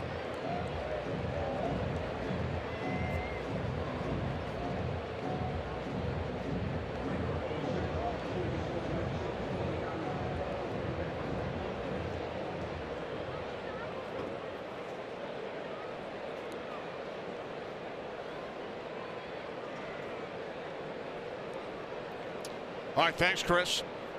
So what jersey will Manny Machado be wearing at the All-Star game a week from tonight? I'm glad you said that, because there is a possibility that someone is going to push this issue and not let it get to the end of the month and say, here's the best deal. We want to make a trade right now. I'm still thinking he's a good fit for the National League West, either Arizona or Los Angeles. But you never rule out the Yankees. At this point, the Orioles have to trade him, right? They have to get something for him. Not only that, Kenny, I think they may package him with Kevin Gausman, a pitcher the Yankees may be interested in. Zach Britton, another potential free agent. Brad Brock, another potential free agent. But I think the Yankees can make a deal without giving up Gleyber Torres. He's just about untouchable. Or Miguel Andujar. That's how loaded their system is.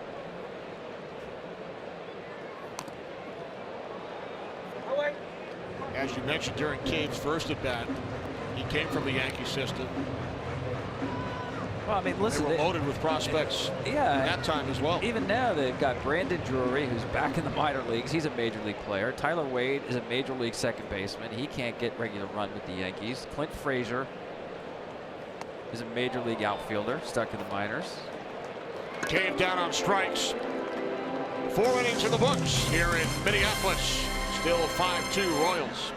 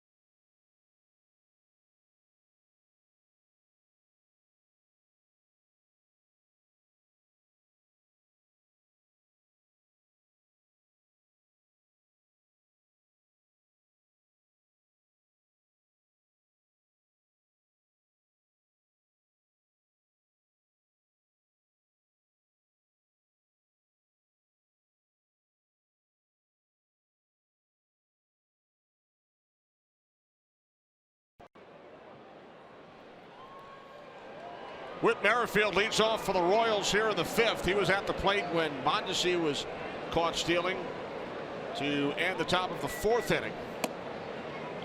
Merrifield with a pair of doubles. You know, watch this. How did he get thrown out by so much? Well, it looks to me like a blown hit and run. You see him look in. First of all, I don't get why there'd be a hit and run in that situation.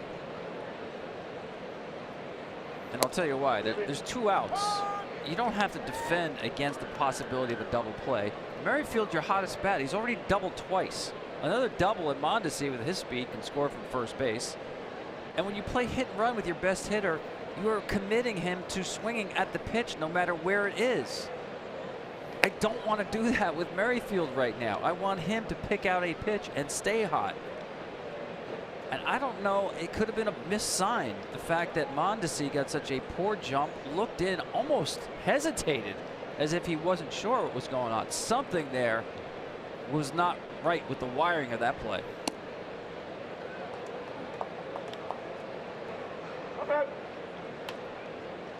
We had a look at Ned Yost in the Royals dugout. Kansas City looking to end a 10-game losing streak. They have a 5-2 lead, and the count is now full. Merrifield with a 12-game hit streak. He has scored 2 of the 5 Royals runs tonight.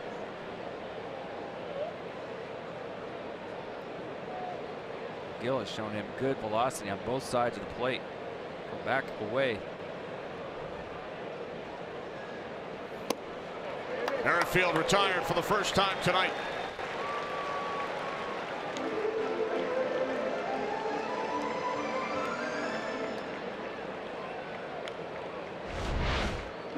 He doubled up on the pitch away. Remember, on that caught stealing, he had got Merrifield to swing at a pitch off the plate in. So he showed a really good velocity on location, both a little in off the plate and a little off the plate. Here's Herrera, singled in a run his last time up.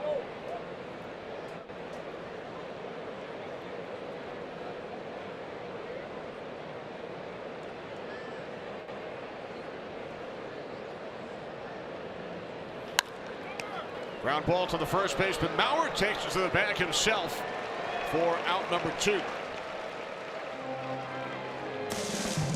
Major League Baseball on FS1 is sponsored by Swiffer. If you've got a life, you've got a Swiffer.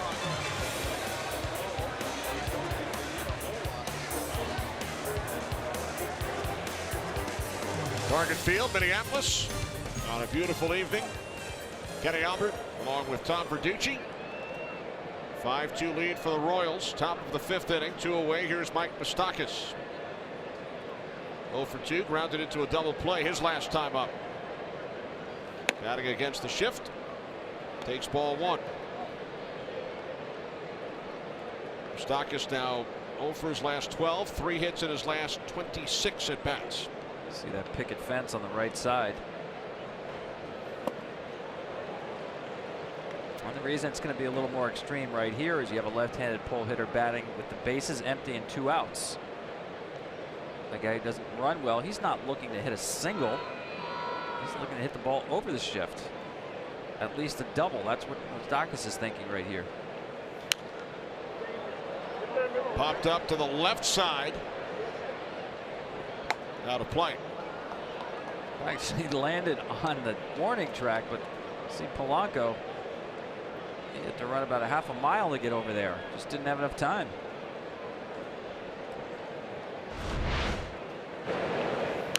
One thing you have to remember about shifts. Shifts are designed to catch hard hit balls. They're not designed to catch miss-hit balls. Those are the balls that tend to beat the shift.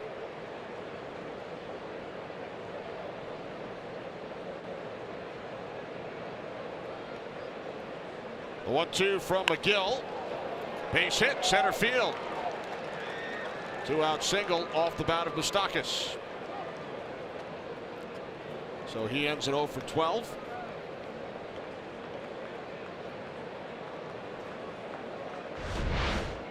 Breaking ball left up. You see where he wanted it. It's just a mistake. 2 strikes in the zone. The pitch is supposed to be out of the zone. Swinging for a double, but he'll take the single, especially with the numbers you mentioned in this month of July from Mustakas. Careful first pitch here. Well, he was extremely careful. Salvador Perez drove in a run back in the first inning. I'm shocked. He's had 3 plate appearances tonight. I don't think he swung at the first pitch yet.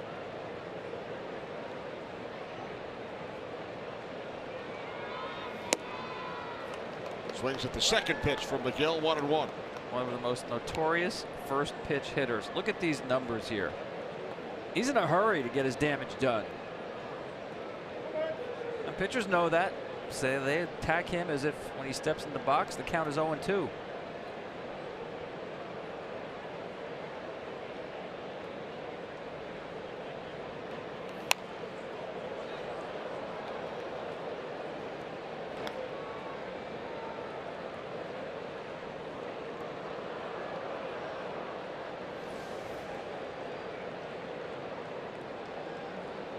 He'll be in Washington. 6th straight All-Star game for Salvador Perez. The 2015 World Series Most Valuable Player.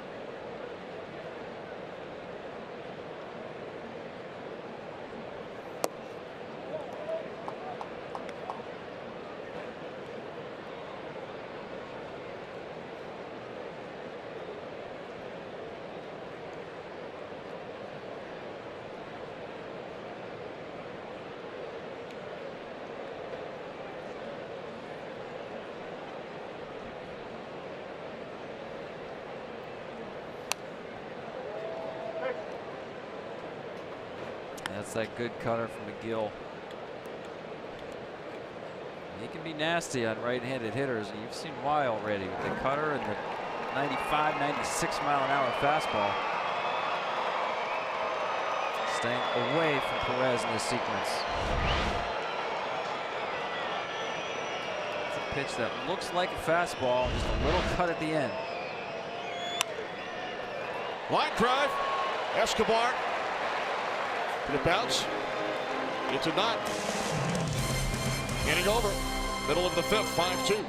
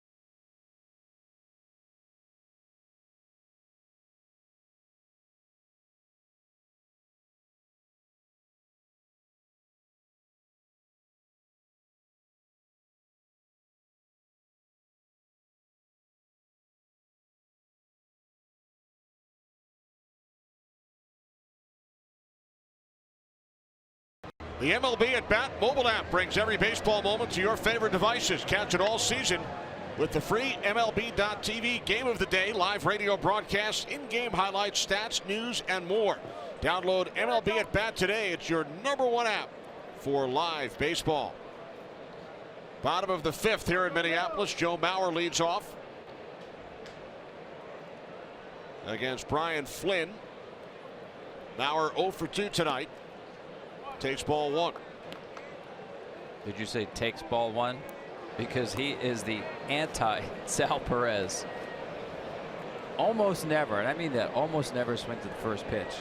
And you can do that when you're so comfortable hitting with 2 strikes.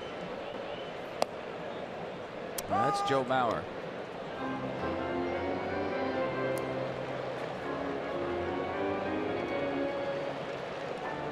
He feels like the more pitches he sees in the sequence, the more the odds swing in his favor.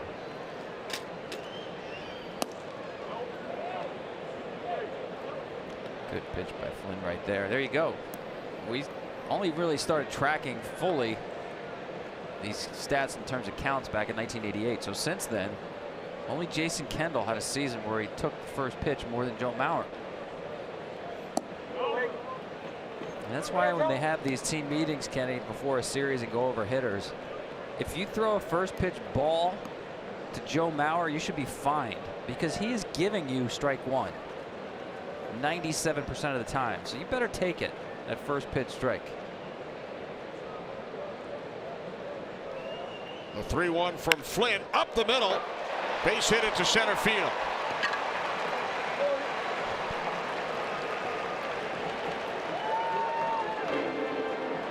You know what? Someday there's going to be a statue here at Target Field. They might as well use this swing, because this is classic Joe Mauer. Put it in bronze. I've never seen a hitter use the middle of the field better than Joe Mauer. Hit it back where it came from. And that's a thing of beauty.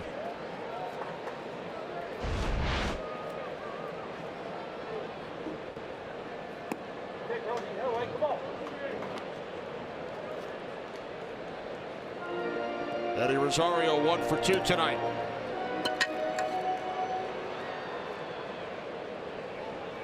Leadoff man on for the Twins. Now 2-0. Flynn courting trouble here with a 3-run lead, falling behind really good hitters. You do not want to throw Rosario a fastball up.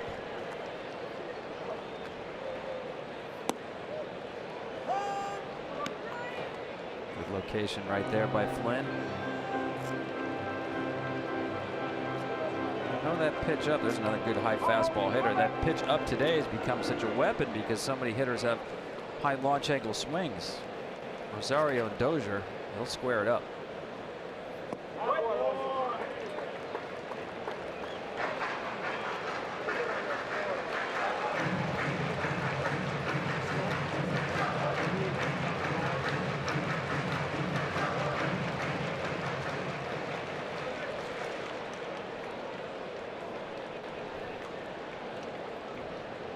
The 3-1. Rosario takes ball 4. 2 on, nobody out for the Twins here in the 5th.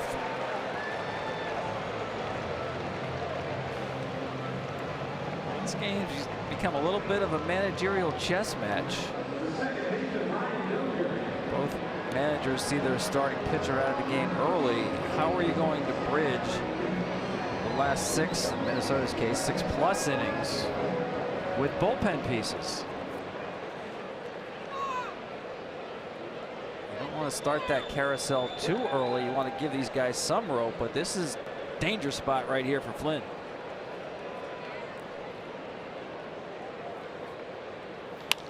Dozier on the first pitch. Grounds into a double play.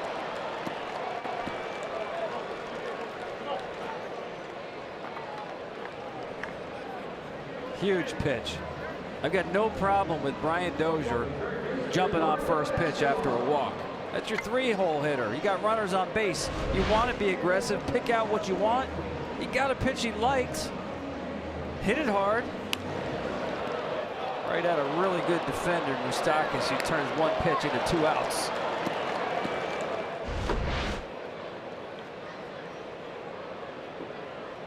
So now Escobar, remember his last at bat, saw 10 pitches.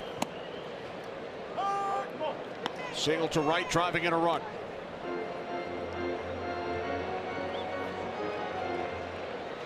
And that at bat also came with 2 outs.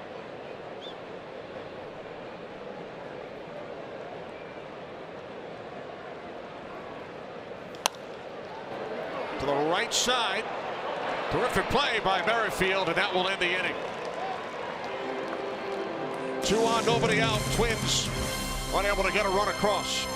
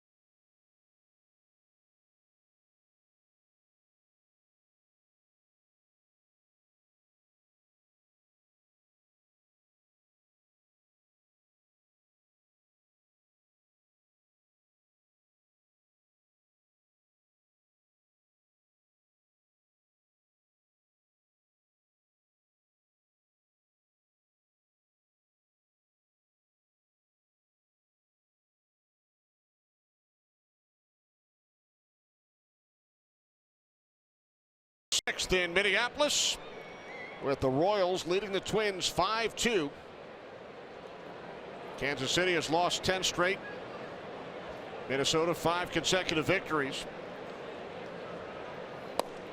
Lucas Duda leading off for the Royals against Matt McGill.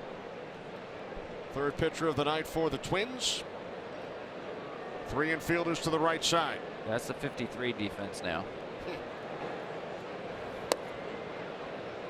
Seen the nickel, seen the flex, now the 5-3. Now they adjust to a 4th outfielder. Yeah. That's where Duda hit the ball in his first at bat. I'm fudging calling the nickel because Dozier gets his heels on the grass in the outfield.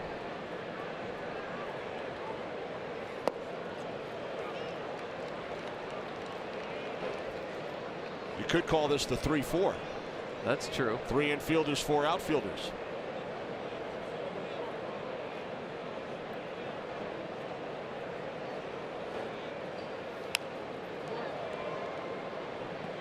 The Twins have done this before this year. They did it first time to Justin Smoke, the Toronto Blue Jays. Eric Thames, Milwaukee Brewers. Believe me when I tell you, they have very detailed statistics to tell them where to position people. None of this is done on a whim.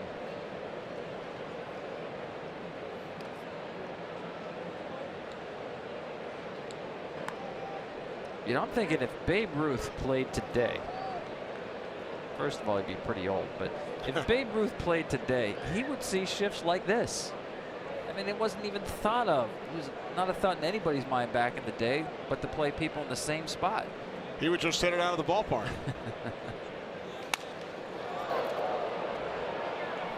into the right field corner. And it's Kepler who makes the catch to retire Lucas Duda.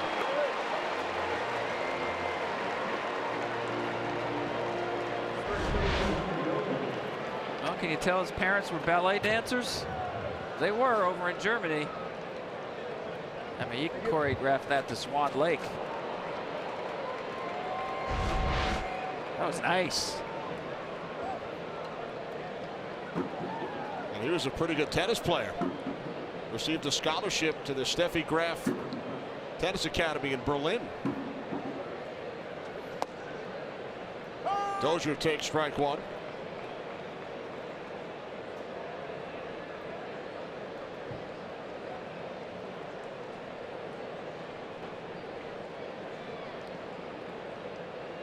Dozier 1 for 2. Infield single in the second, came around to score.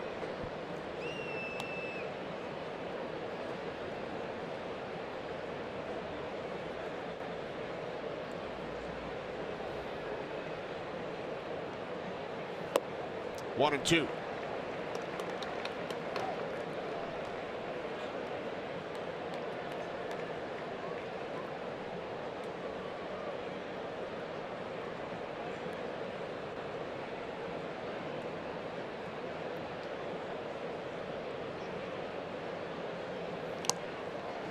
Dozier strikes out.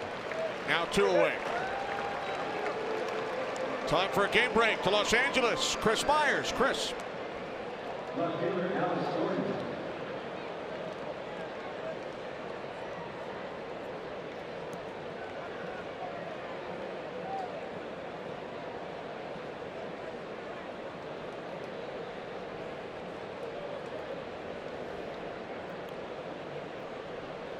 And Chris, that is good news for Paul Molitor and the Twins, who now trail the Indians by 8 games in the American League Central. 6 runs, Cody Allen. Wow. It's a couple of months worth. You mentioned the chess match between these managers, Paul Molitor and Ned Yost. Not sure if they ever played chess against one another, but they were partners at the card table in the Milwaukee Brewers clubhouse when they played together back in the early 80s. Teammates for 4 seasons in Milwaukee, including the championship season, American League Championship 1982. Ned Yost hit a huge home run down the stretch for the Brewers in Boston. One of 16 major league home runs he hit in his career. This is the Brewers team photo from 1982. Ned Yost, the backup catcher. And rocking a really serious mustache there. And yeah, that home run you mentioned, Kenny, was a huge home run in Fenway Park in the last week of the season. Got them really to Baltimore with a chance to win. Of course, they won game 162. But look who's greeting him at home plate. His partner at the card table, Paul Molitor. Ned just happened to have that picture on his tablet in his office today when we talked to him. Did not take him long to pull it up. That was a 3-run homer in the 9th off Mark Clear of the Red Sox. My favorite part was after we visited with Ned, we saw Paul Molitor and we told him we had just come from Ned's office, reliving some glory days in Milwaukee, and he said, "Did he tell you about the home run in Boston?" Yeah, and we got to see the picture too. And then the Brewers went to Baltimore. So this is how it happened. Mark Clear tried to sneak a fastball by me. He's going through it right now with the trainer. Ball 4 to Alex Gordon. Brewers would lose the first 3 to the Orioles for the division and a postseason berth. It came down to the final game of the regular season. Don Sutton against Jim Palmer. Classic. Brewers had traded for Sutton down the stretch that year. And a lot of people think if Raleigh Fingers were healthy in 1982, the Brewers today may have that one championship they're still looking for. Lost in 7 to the Cardinals in the World Series. Here's Escobar, 1 for 2 tonight.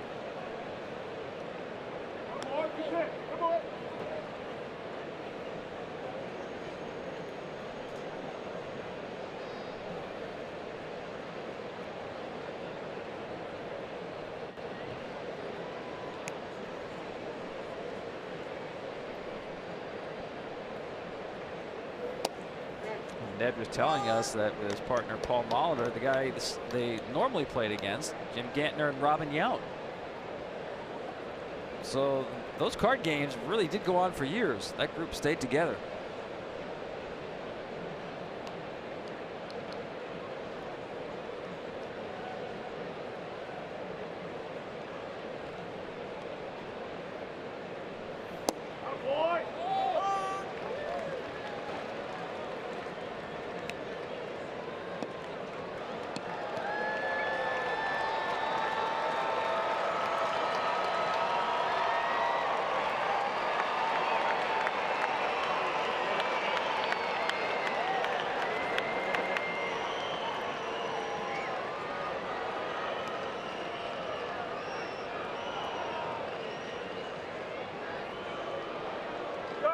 Gordon on the move. The 1-2 is fouled back to the screen. Ned Yost also told us he was actually with Paul Molitor when Paul was told in his first spring training that he was sent down to the minor leagues, but Molitor never actually made it there. No, he did make it back to the hotel thinking he was going to have to pack up and leave. But then they found out that Robin Yount was hurt and actually had some second thoughts about if he wanted to keep playing baseball. And actually was away from the team for a couple of months. And he said, hey, Molitor, get back here. You're on the team.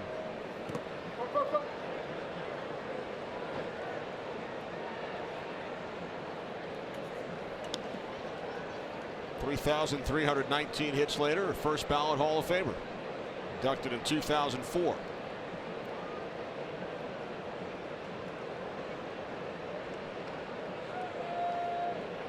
One of the smartest players I ever saw. Every phase of the game.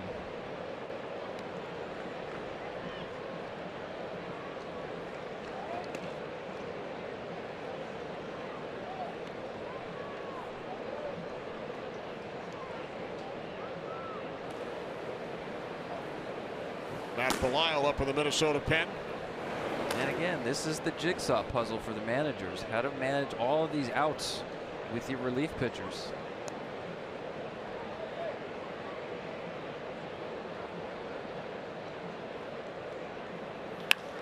Escobar with a shot off the glove of the other Escobar. Everybody's safe.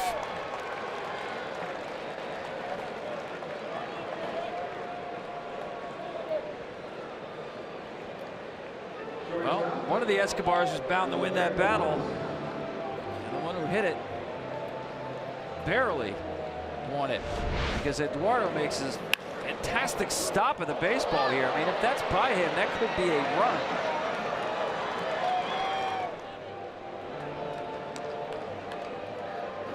It's just not nearly enough time to gather and get the out at first base, but that's a potential run-saving play by Eduardo Escobar.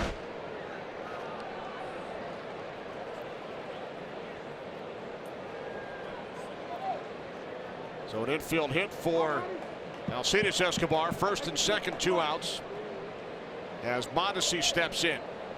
A 3-run homer back in the second inning, and then walked in the fourth before he was caught stealing to end the inning.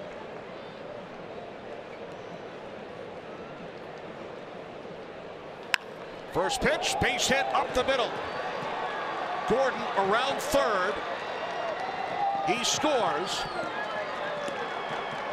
It's now a 6-2 lead for the Royals, and they've scored more than 5 runs for the first time in 31 games.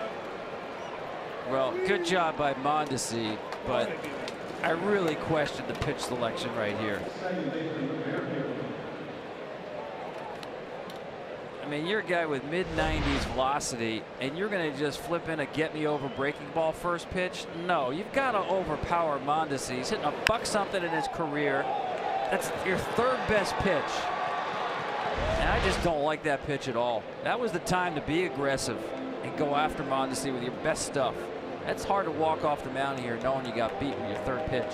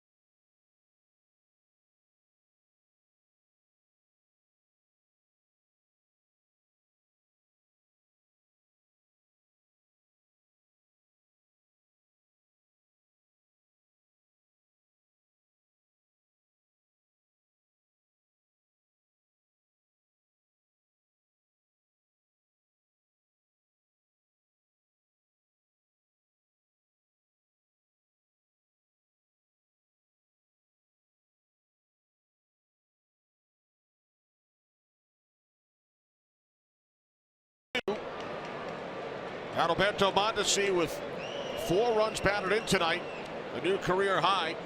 Matt Belisle, the veteran right-hander, back with the Twins, began this season in Cleveland. 4th pitcher of the night for Minnesota. Facing Whit Merrifield, who has doubled twice and has scored 2 runs tonight.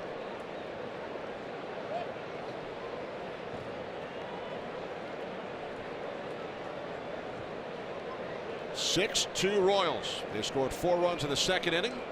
Escobar at 3rd, Mondesi over at 1st.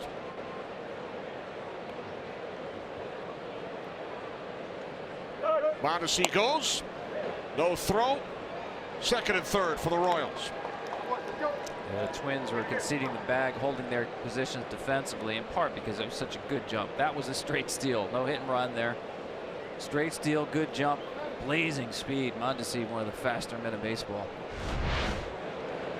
He's gone right there. See that time, straight steal, not bothering to look in. Base conceded. His 5th steal of the season. The 0-2 to Merrifield, reaches out, fouls it off.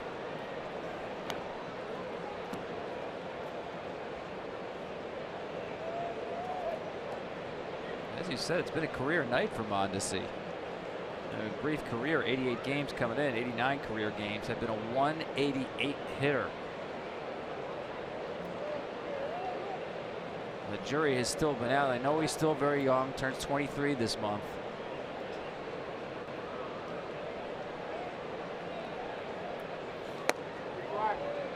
But he has not been an impressive offensive player. Even the minor leagues, his on-base percentage just .303. Again, he's got youth on his side, great speed, good defender, a lot of skills. Good signs tonight for Kansas City. That's a good offensive player in development.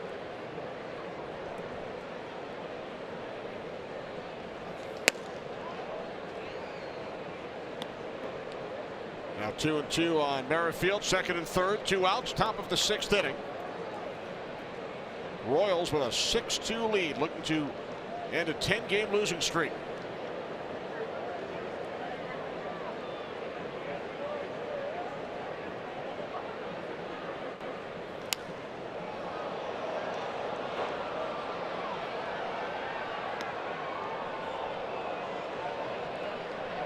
And that was a hanger from Belisle.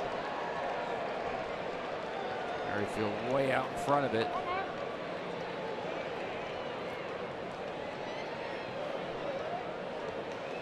That curveball's his 3rd best pitch. Let's see if he goes to the slider here down the way. He knows that was a mistake he got away with.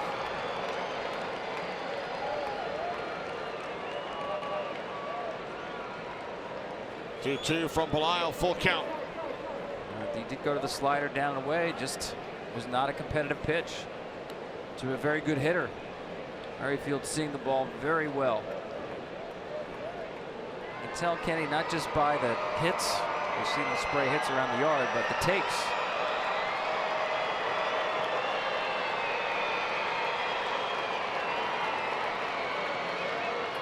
I'm going to throw the same pitch again. I've got first base open. Just a little bit better. Started on the corner and let it go off plate. He did. Good hitter took it. That's what I mean by good hitters. You can tell by their takes as much as their hits. No anxiety in there with 2 strikes on the part of Whit Merrifield. Just spit on those last 2 sliders. Bases loaded for Herrera. 1 for 3, drove in a run back in the 2nd inning.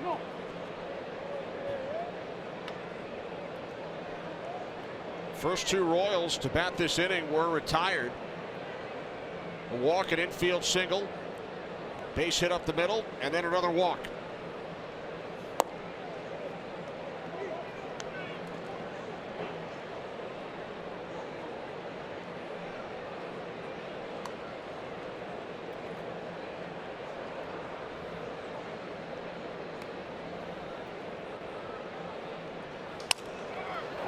Ground ball to the right side. Bauer will take it to the bag to end the inning.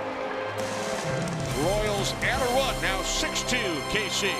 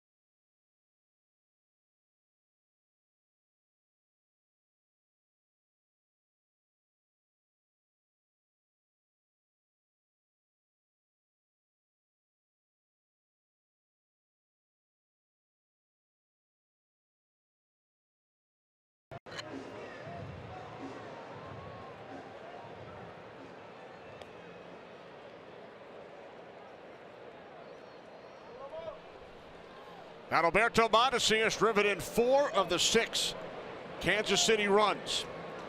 Bottom of the 6th inning at Minneapolis, 6-2 Royals. Logan Morrison leading off against Brian Flynn. Ian Kennedy, Royals starter, lasted only 3 innings, left due to a recurrence of tightness on his left side. Flynn working his 3rd inning of relief.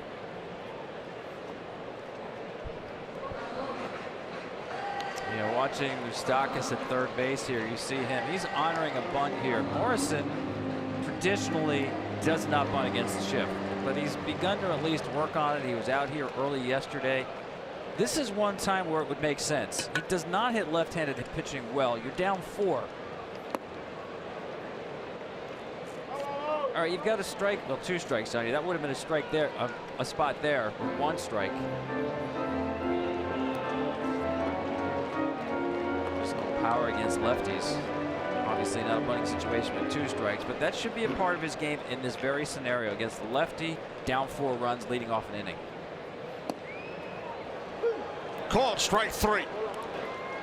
Second strikeout for Flynn tonight. Sunday, it's the SiriusXM All-Star Futures game on MLB Network, followed by the T-Mobile Home Run Derby Monday on ESPN. Then next Tuesday, don't miss the All-Star Red Carpet Show on MLB Network, all leading up to the can't-miss event of the summer, the MLB All-Star Game on Fox.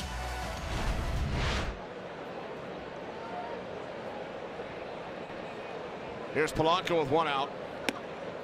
We asked both managers about their experience at the All-Star game. Ned Yost has managed in 2, coached in many others under Bobby Cox when he was with Atlanta.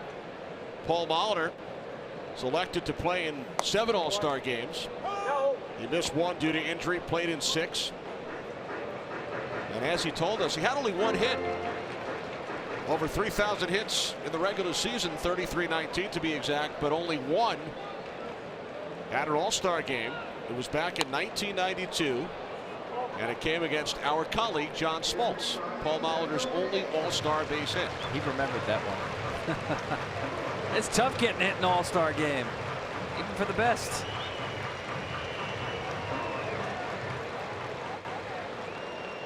Although Mike Trout doesn't seem to have any trouble. No. Was he won 2 MVPs in the All-Star game? He's 26 years old. Just getting started. Polanco right field. Herrera makes the play for out number 2, and once again we send it to Los Angeles to our All-Star for a game break, Chris Myers.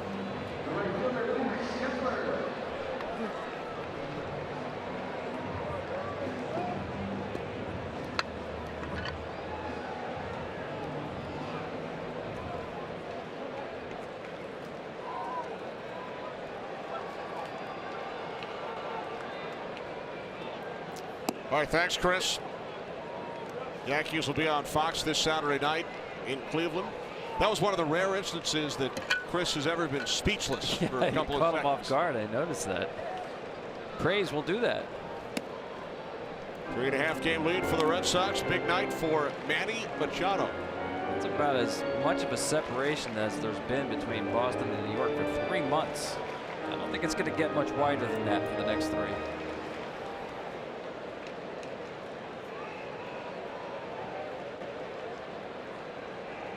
2-0 to Kepler. Flynn missing away. Ball 3. Flynn's done a nice job. He's kind of got an old school delivery, especially for a relief pitcher, where he starts square to the plate. He has a 2-step walk into the rubber. You know, nowadays you see so many guys pitching from the stretch, and actually now a lot of starting pitchers pitch from that modified stretch position. He's old school. If you watch his feet, he'll step back from the rubber, step into the rubber, and then go. That's old school. And it's working tonight. Watch his feet here. Now, a lot of pitchers stay away from this because it's hard to be consistent with the positioning of your foot on the rubber. He's been very consistent tonight. Pitch number 41 of the night from Flynn. He strikes out Kepler to end the inning. 3rd strikeout for Flynn. We move to the 7th.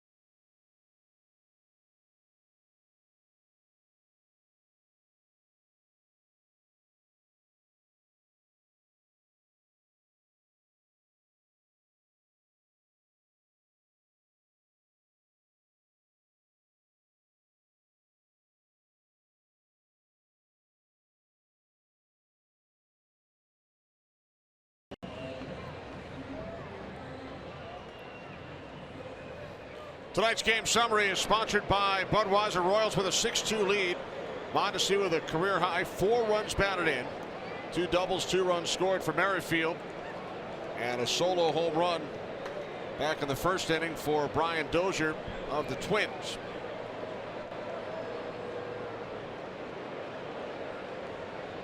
Mike Moustakas leads off for the Royals here in the top of the 7th inning against Matt Belisle. 4th pitcher of the night for the Twins. Their starter Aaron Slegers lasted only an inning and a third, allowed 5 runs on 7 hits, including the Mondesi 3-run shot. And Ian Kennedy, who started the game for the Royals, lasted only 3 innings due to a recurrence of tightness in his left side. There's Slagers. So Kennedy's streak extends to 16 starts without a victory.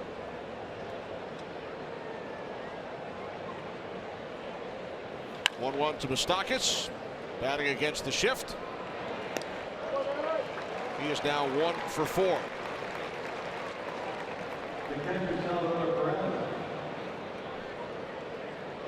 Yeah, we had a shot earlier of Kennedy when he came in after that his last inning. Just the head bowed. You got to feel sorry for him. As you mentioned, Kenny, 16 consecutive starts now without a win, and obviously in line to get one today, leading the game with a 5-2 lead. Here's Salvador Perez, 1 for 3, drove in a run back in the first inning. You look at his career numbers, Tom.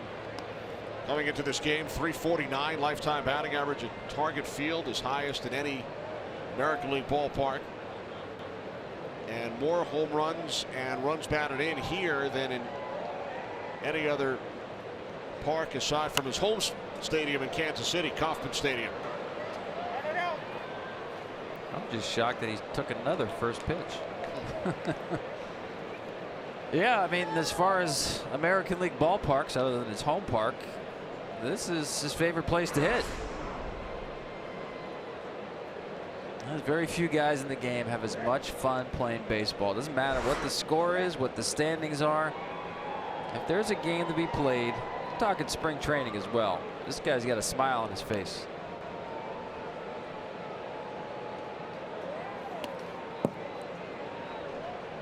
He usually plays around 150 games in the regular season, then he goes to play winter ball. Ned Yost telling us over the weekend that Perez, Alcides Escobar, they just love to play. They don't want any days off.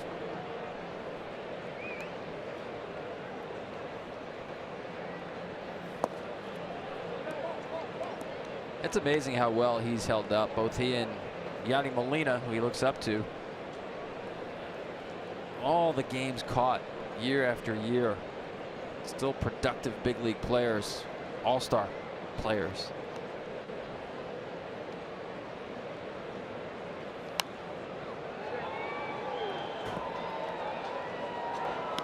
They both won championships as well.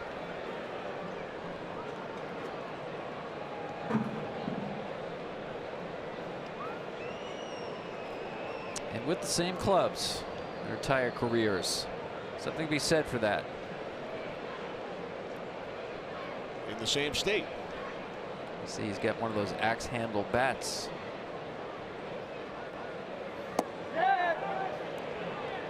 Perez down on strikes, 2 away.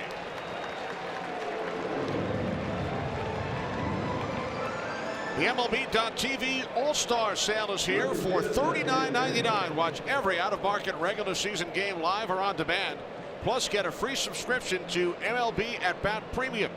Blackout and other restrictions apply. The sale ends Sunday. Visit MLB.TV to take advantage of this sale. All right, the defensive coordinator just signaled in the defensive formation. We're going nickel here. Strike 1 to Lucas Duda. 4 outfielders once again for the Twins. Duda 0 for 3 tonight, 0 for his last 13. And again, these are all pitcher and especially count situation dependent. 2 outs, bases empty. He's not looking to hit the ball the other way. He's not going to hit a ground ball to the left side of the field.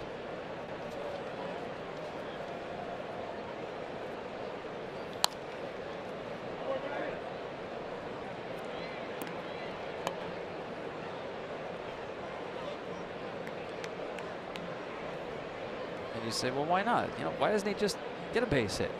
Why not just hit a ground ball the other way? Look at that greenery out there. Hennepin County is available for a base hit. But he doesn't run well. It's going to take 2 more hits to get him home from first. That's why these big power hitters swing for extra bases. 2 outs, bases empty.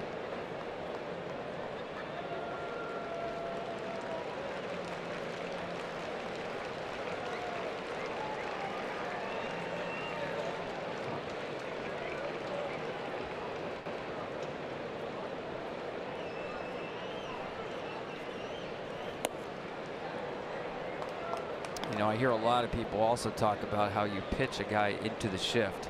I don't buy any of that. You can't pitch any major league hitter one way. In other words, you saw that fastball away to Duda. You just can't keep throwing him inside because you're shaded him to pull.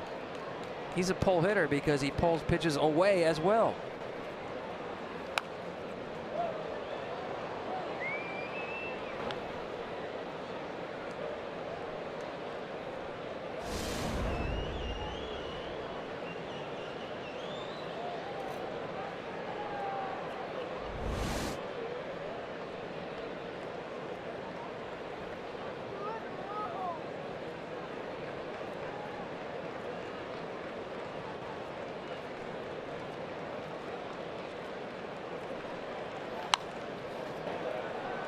Against the shift, Duda with a base hit into right field, ending at 0 for 13.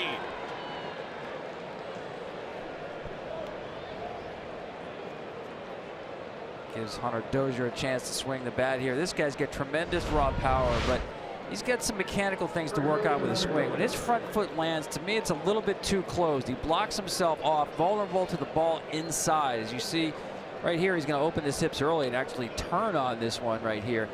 But you can also see his back foot. He's got that scissor kick. And when you see a good hitter or any hitter where that back foot trails behind him in the scissor effect, it generally means the front side is closed for a very long time. And that can be a good thing. Chris Bryant does it. Jose Altuve does it. But for me, Hunter closed himself off a little bit too much. And we saw that on the previous strikeout. He's hitting a .150 on inside strikes, not off the plate. Anything on the inner third of the plate, he's vulnerable to. And I think that's just something that, given his hand-eye coordination and raw power, he'll figure that out.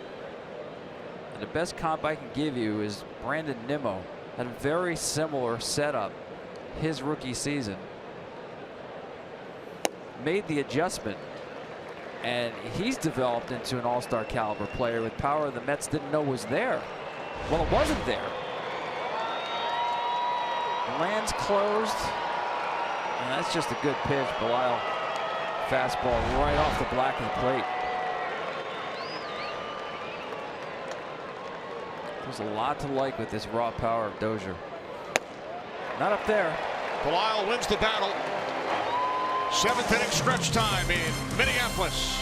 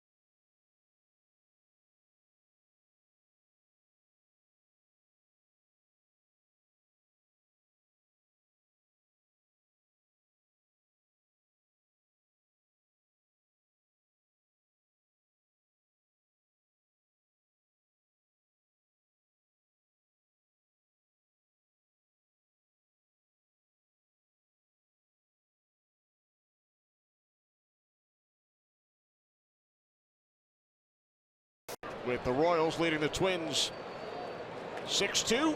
A Miller's jersey. Yeah. Famous minor league team here, Minneapolis. Didn't Willie Mays come through the Millers? Wore the Millers uni? Never know what jerseys you might see when you come to the ballpark. What about the Senators jerseys? Any of those here tonight? That's really old school. Our statistician Marty Aronoff could probably find one in his closet.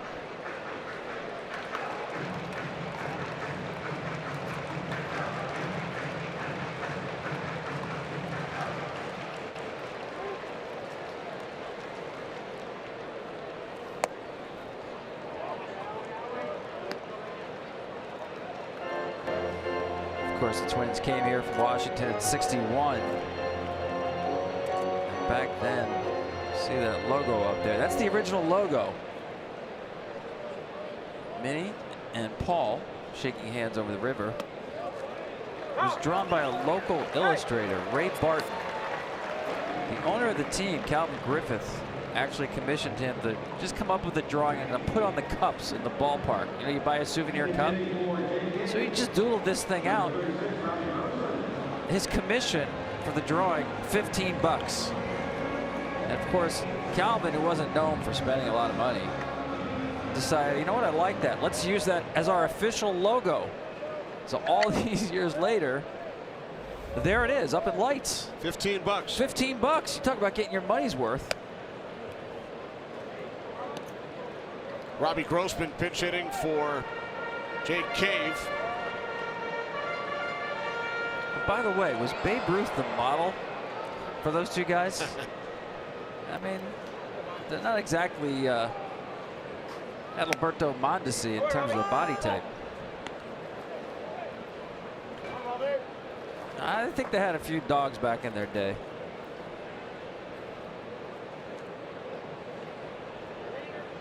Fred Flintstone may have been the model. Big bone, let's say. 6-4-3. Have a night, Adalberto Mondesi.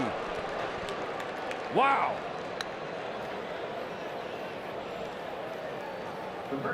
That's as smooth as jazz right there. Yeah, go ahead and smile because this is slick right here. The range. Oh, that's pretty.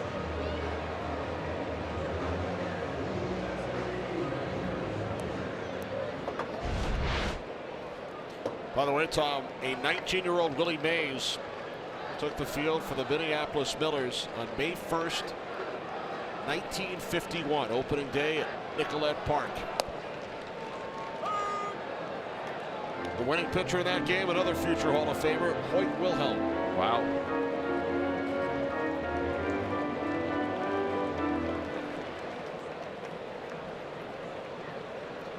Kevin McCarthy and Tim Hill up in the Royals pen. 2 weeks later, the New York Giants called up Willie Mays.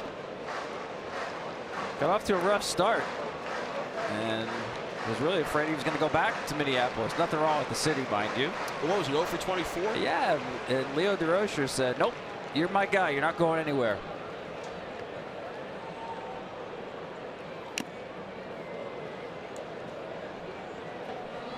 And Sal wearing another foul ball right there. Can't say enough the job Flynn has done in this game. He came in with a season-high 3 innings, and he's gone beyond that here. See, once again, you saw Sal drop the head. Watch the head drop. He's literally protecting his head.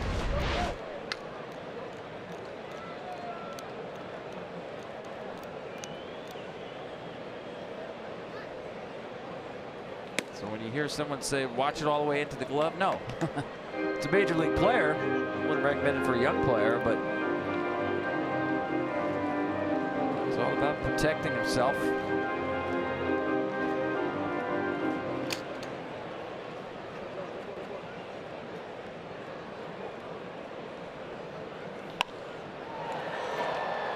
Mauer, right center. And that will do it for the Twins in the 7th. There it is, Tom. $15.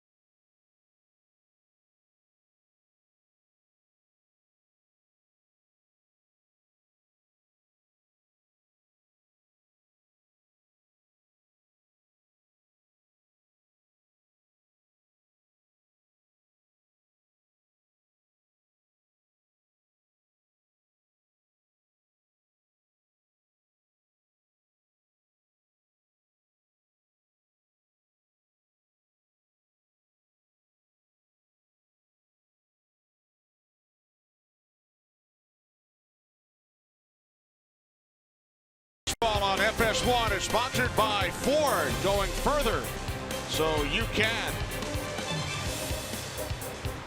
Top of the 8th from Target Field in Minneapolis, Kenny Albert, along with Tom Verducci. 6-2 lead for the Kansas City Royals. 5th pitcher of the night for the Minnesota Twins, the veteran left-hander Zach Duke, makes his 39th appearance.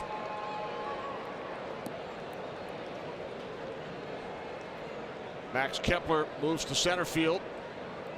Robbie Grossman stays in the game in right. Alex Gordon leading off for the Royals here in the 8th. Kansas City's last win came back on June 27th, 5-4 in Milwaukee. They've dropped 10 straight. They've been swept in 3 consecutive series. Royals are winless over their last 11 series. Base hit it to right field off the bat of Alex Gordon. And they have only 5 wins since the beginning of June. Tigers lost 11 straight earlier this season, so the Royals hoping they do not match that mark, and they have a 4-run lead. This is amazing. They've done 3 losing streaks of at least 9 games. The rest of baseball combined has done it twice. What a job by that man Flynn right there. Got to believe his night is done. He's gone well beyond what really you could expect based on prior performance this year. Looking for his 2nd big league win. You can always tell when a pitcher's done, right? They go from that, intense look, nobody talked to me, being relaxed. Diving catch is made by Grossman in right to retire Escobar.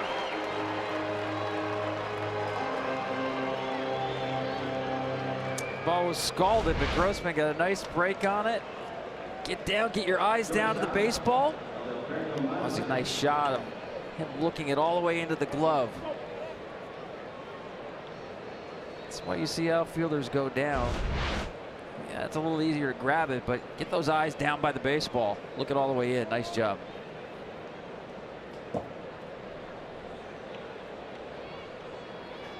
Here's Mondesi. What a night, both offensively and in the field.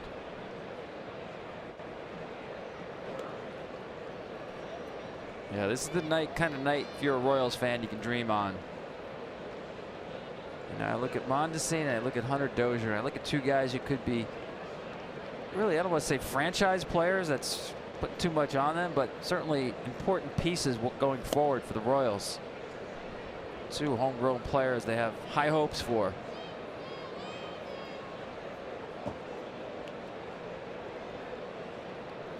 Remember, Mondesi made his major league debut Game 3 of the World Series back in 2015.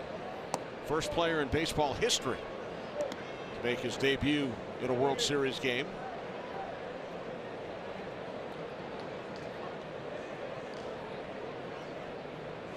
He has reached base in all 3 plate appearances tonight. 3-run homer in the 2nd, walked in the 4th, singled in a run in the 6th. That's pretty crazy when you think about it, really. You know, it sounds like a quirk, right? Your first game is a World Series game, but think about all the great players who never got a chance to play in a World Series. Of course, Ernie Banks is always the first one that comes to mind, and this guy's first time on a major league field is in a World Series game.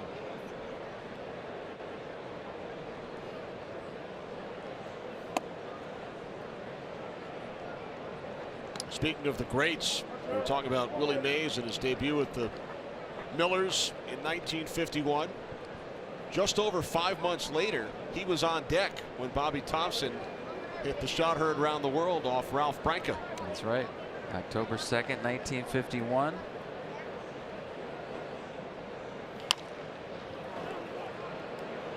Escobar gets the lead runner at second for out number 2. Time for another game break. To Los Angeles we go. Chris Myers. Chris.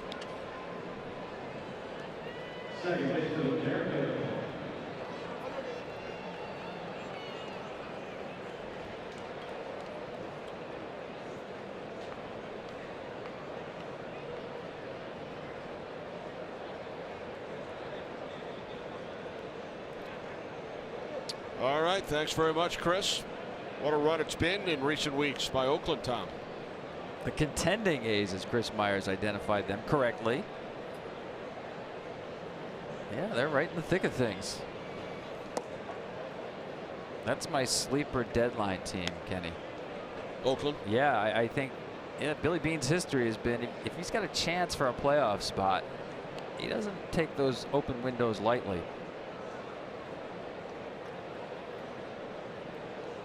Astros with a 3-game lead on the Mariners in the West.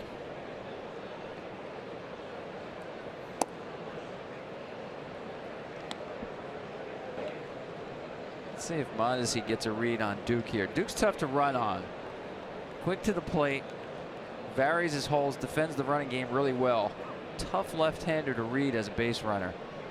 Almost have to go first move on Duke.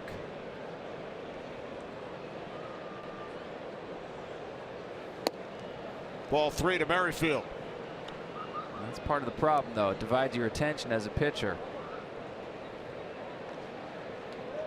Concentrate so much on giving different looks to the runner that you forget to throw the ball over the plate. Royals don't swing often on 3-0, but I'd turn them loose here.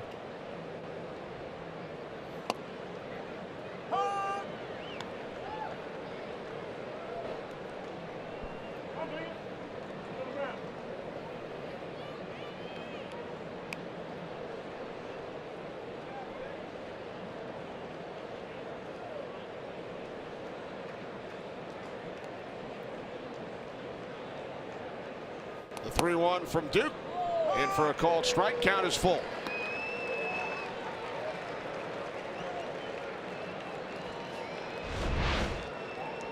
Yeah, let's see if he's get a benefit of the call here. Yep. Good job by Garver, though, sticking that pitch. He didn't try to pull it back in. Presented as a strike.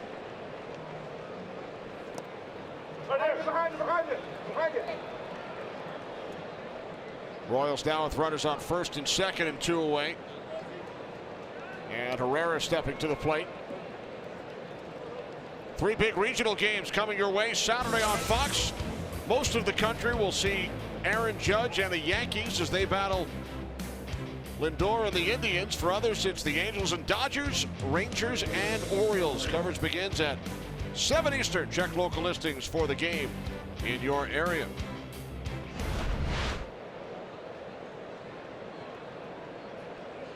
Well, welcome to 2018. How many walks have we seen tonight on 3-2 off-speed pitches?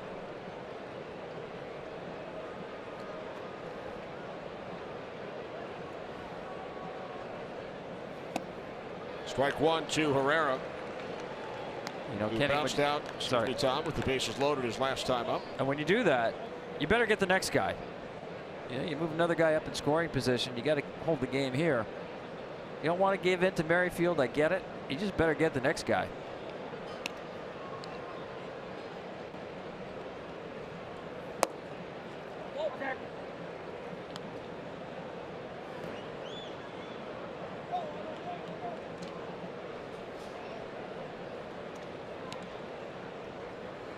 Herrera 1 for 4, singled in a run back in the second inning when the Royals scored 4.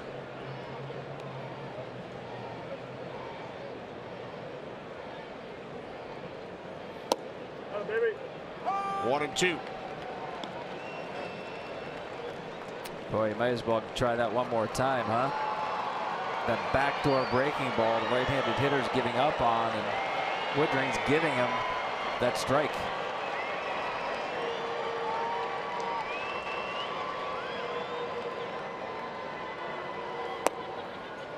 Two balls, 2 strikes. 2 outs, top of the 8th inning. Royals with a 6-2 lead on the Twins.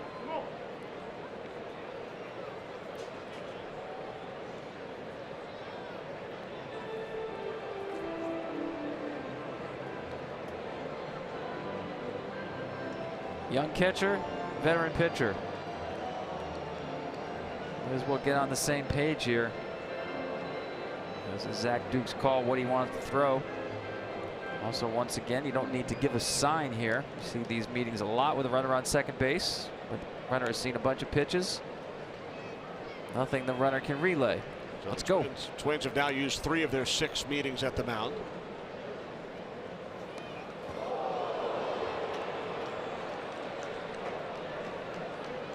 Royals have loaded the bases as Herrera was hit by that pitch.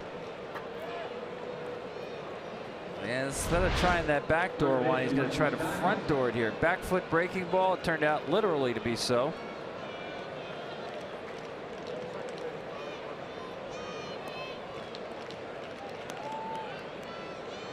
Front door got him on the front leg. Still got a chance to get out of it against the left-handed Moustakas. Moustakas 1 for 4. Lefty against lefty.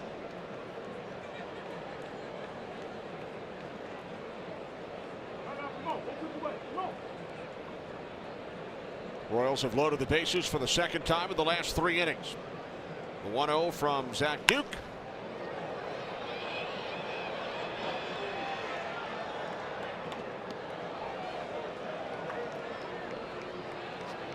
Duke reinvented himself a few years ago.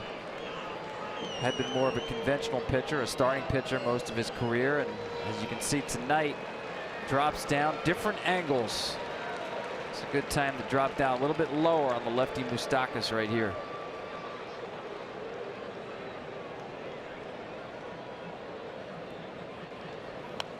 One 1 is fouled back, now 1-2.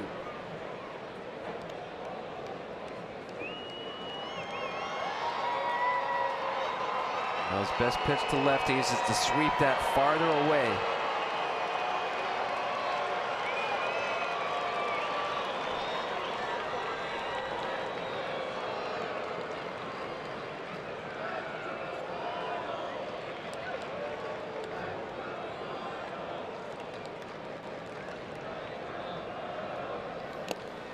Moustakas got a piece of it.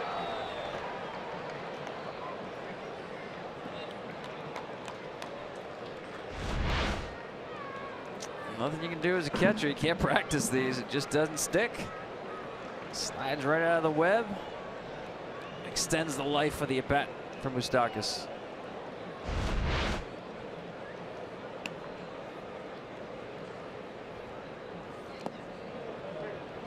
That's the one he had him set up for, and that's the one he wanted. Not quite tempting enough to get the full swing.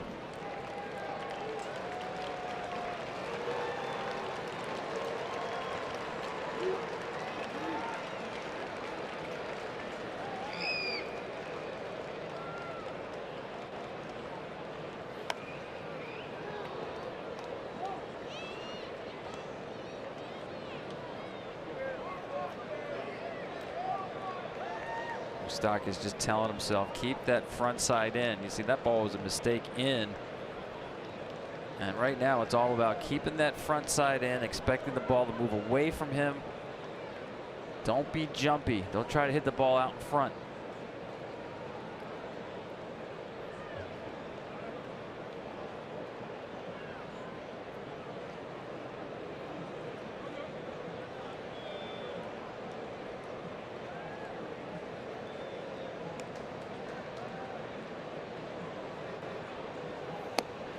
Moustakas strikes out to end the inning. Royals strand 3, middle of the 8th. They lead by 4.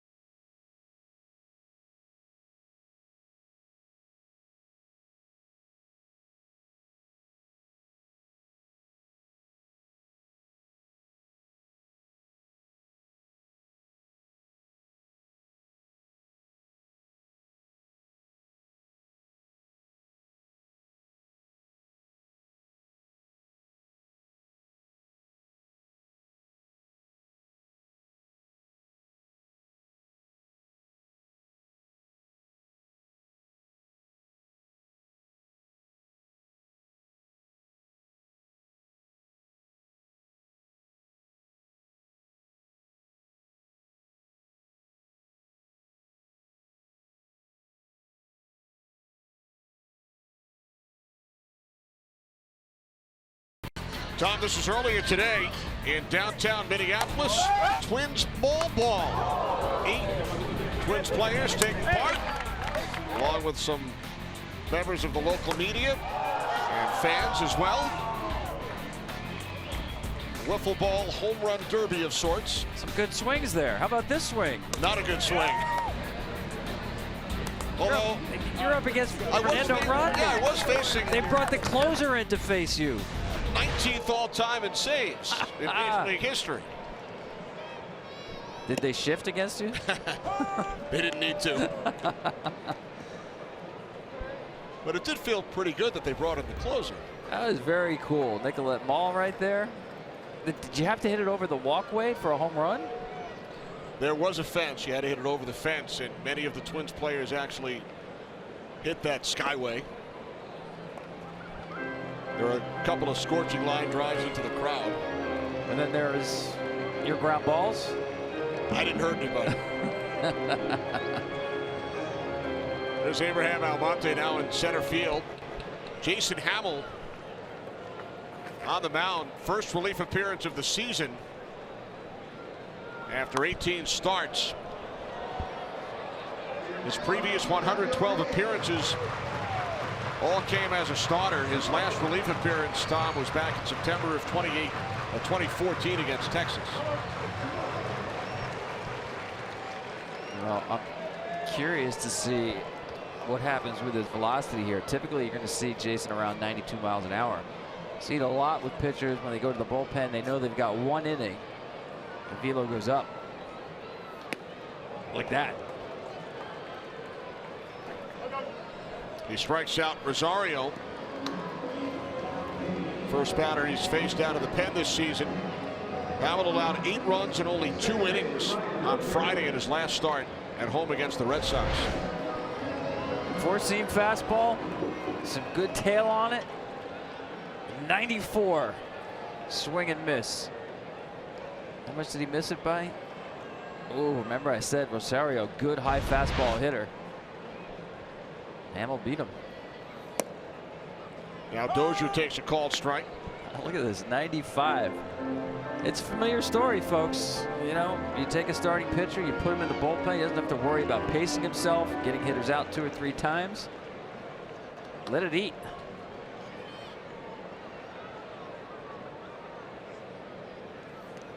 Fernando Rodney was not throwing 95 this morning.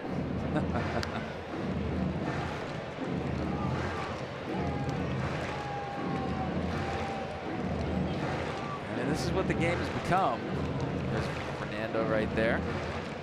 Hope he's recovered from giving up the hard hit balls to you this afternoon.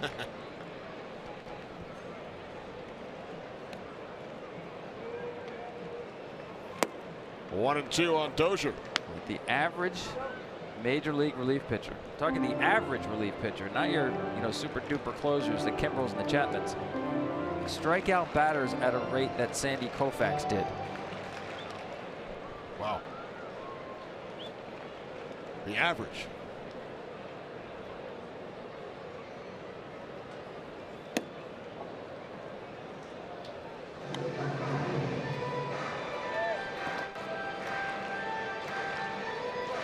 Bottom of the 8th in Minneapolis. 6-2, Royals with the lead. Dozier homered back in the first inning. Took Ian Kennedy deep.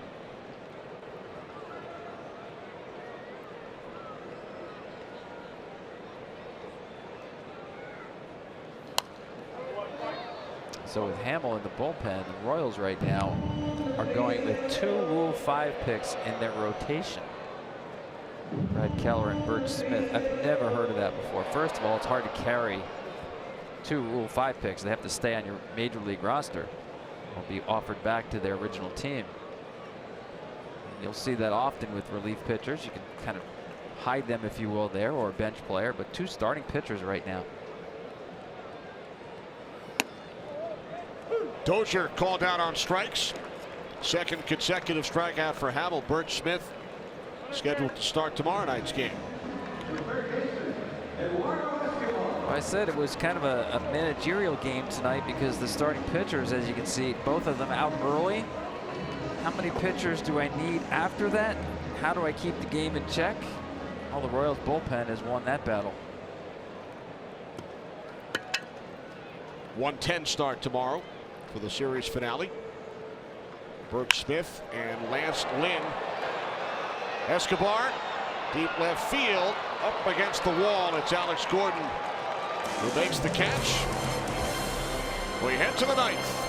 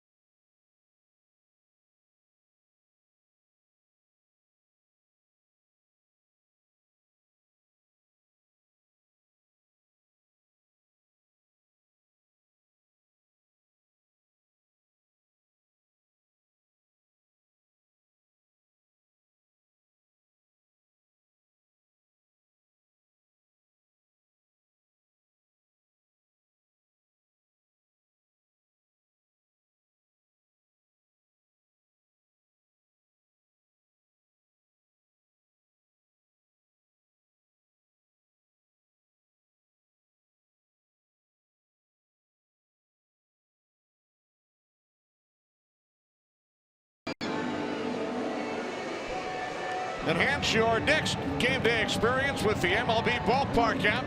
Access and manage your tickets, enjoy check-in offers, exclusive content, and much more. Download the MLB Ballpark app today. Ninth inning in Minneapolis, Addison Reed, sixth pitcher of the evening for the Minnesota Twins. Reed making his 41st appearance. Twins' 5-game win streak is in jeopardy.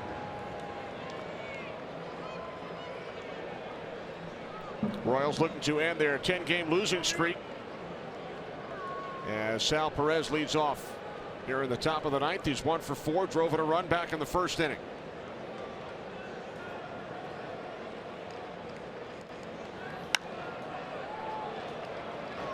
First pitch down the right field line. Nothing in 1. Well, that's more like it. Sal swinging at the first pitch. He's getting worried there for a minute, Sal.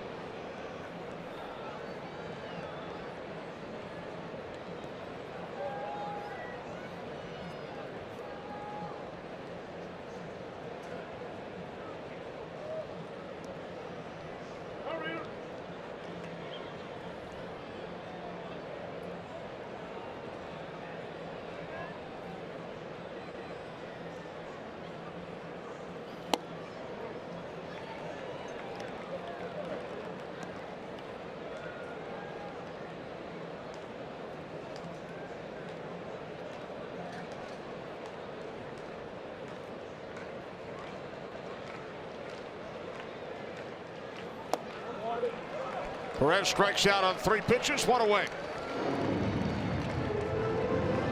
These nasty sliders in that sequence by Addison Reed. And I think for Minnesota, for me, Kenny, this time of year, when you're playing uphill in the standings the way the Twins are at this point, you know, the losses just, you almost feel like you need to sweep people, especially teams with a worse record like Kansas City.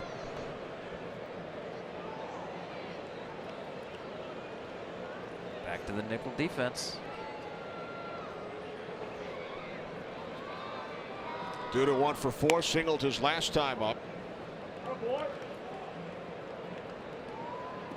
think about this Twins season, all the injuries, of course, they've dealt with.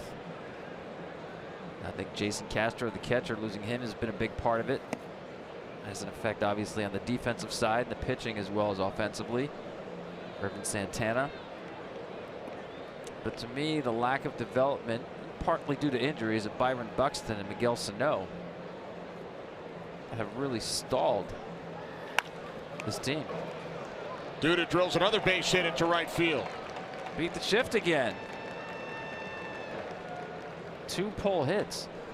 So for me, you know, both of them now are in the minor leagues. And they're healthy right now.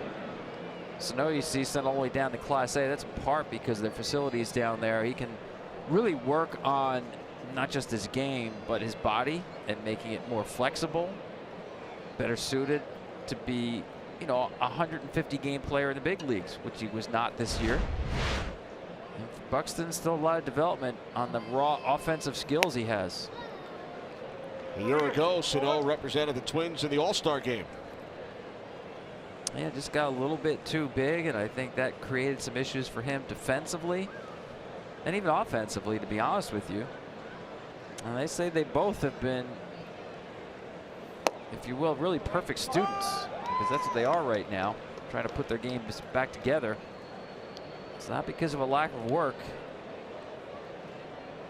And that guy's development, Jose Barrios, has been exactly the way you'd hope for. And he will be in Washington next week.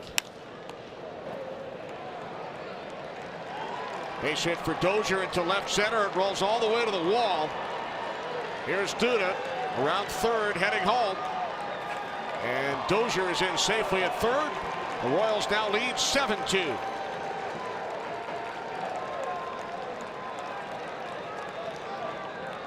Watching Dozier run is really impressive. You saw him with the infield single back in the second inning.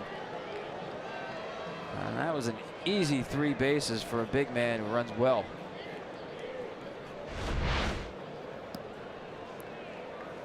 And that pitch, to me, handles a lot better than the pitch in. You saw Kepler shaded over towards right field. Watch the back foot. Slides out of the box. I don't know if he's thinking 3, but he put it in play by busting it right out of the box.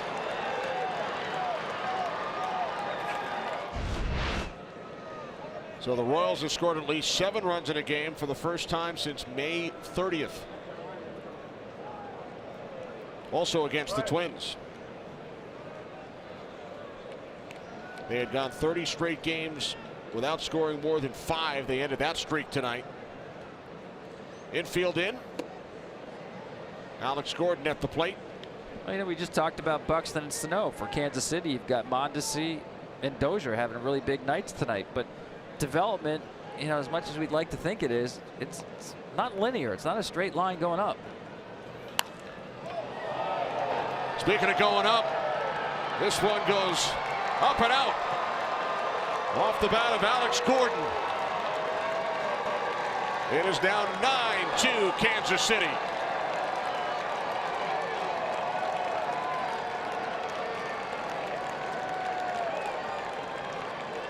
Sixth home run of the season for Gordon. Remember when I said he likes to catch the ball out front? Doesn't get any better than that, catching the ball out front. Pull hitter all the way. They're trying to go away here. It's away, but when you hit the ball out front, this is what can happen. He's not looking to hit the ball the other way.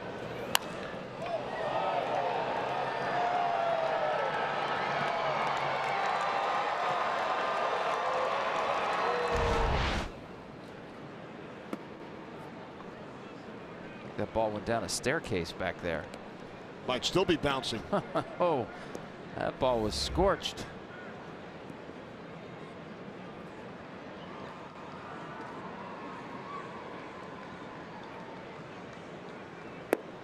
You know, last night Ned Yost was thrown out of the game for arguing balls and strikes, and I thought it had a month's worth of frustration written into it. Tonight, one of the rare nights he can sit back and enjoy it. Line drive caught by the third baseman Escobar. So Almonte is retired on his first at bat, 2 away. Bottom third of the order for the Royals, Tom. They've driven in 6 of the 9 runs for Kansas City. Mondesi with 4. 2 for Alex Gordon.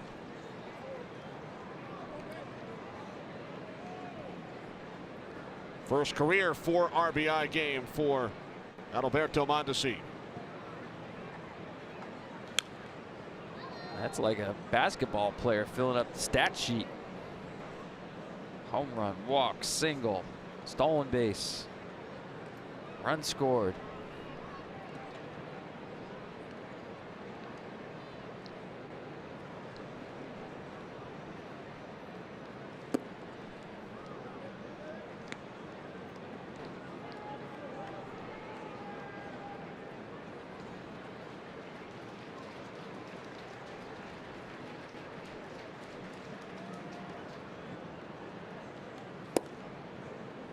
Operator.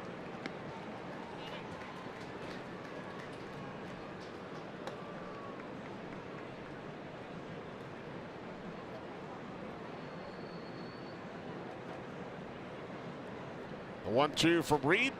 2 balls, 2 strikes.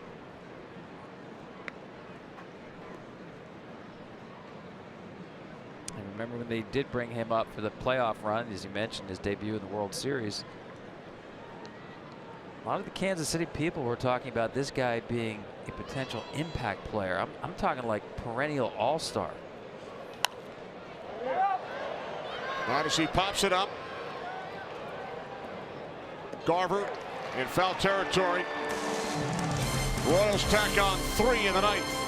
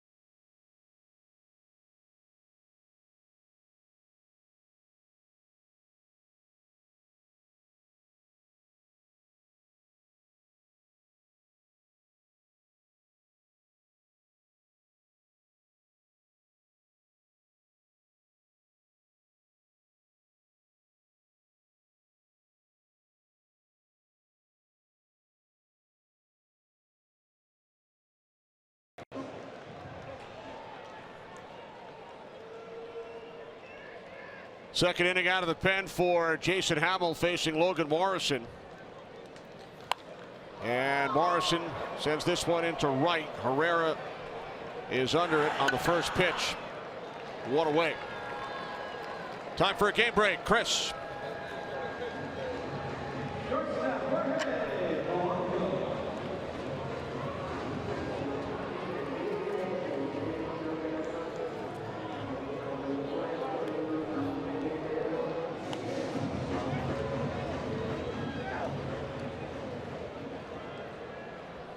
Thanks, Chris. Speaking of Oakland, we referenced earlier that Jason Hamill had not pitched out of the pen since September of 14. His last relief appearance until tonight was for Oakland in the 2014 wild card game against the Royals, and he threw the pitch to Sal Perez in the bottom of the 12th inning that sent the Royals on to the American League Division Series. Changed history that night in Kansas City.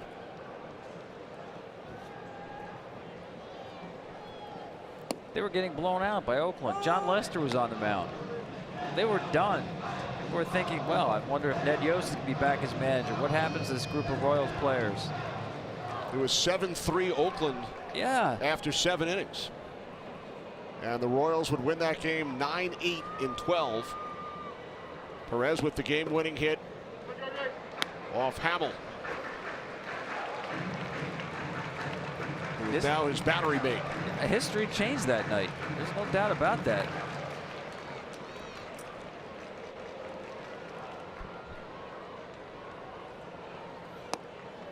Now, speaking of history, we also mentioned the shot heard around the world on October 3rd, 1951. Born that day in St. Paul, Minnesota, Dave Whitfield. That's right.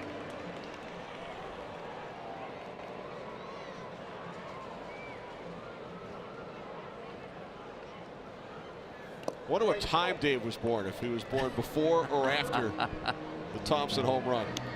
We'll have to look into that.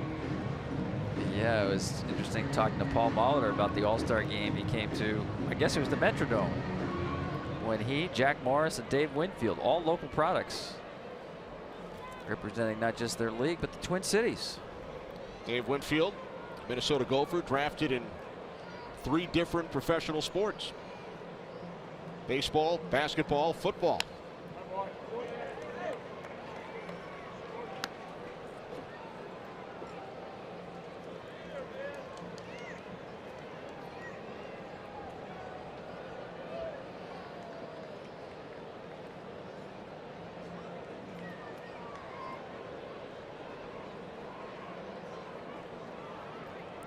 Pretty good high school quarterback right there, Joe Mauer.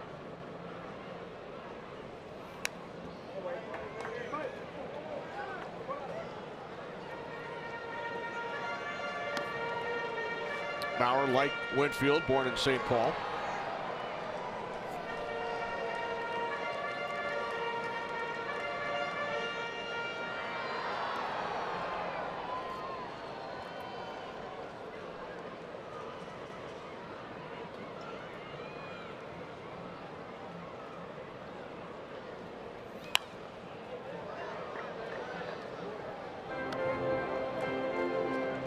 Dave Whitfield drafted both the NBA and the ABA,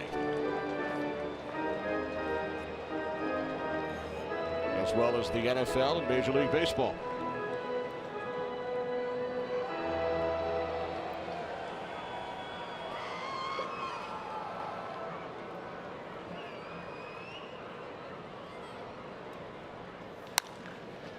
On the ground to the right side and through for a base hit off the bat of Polanco.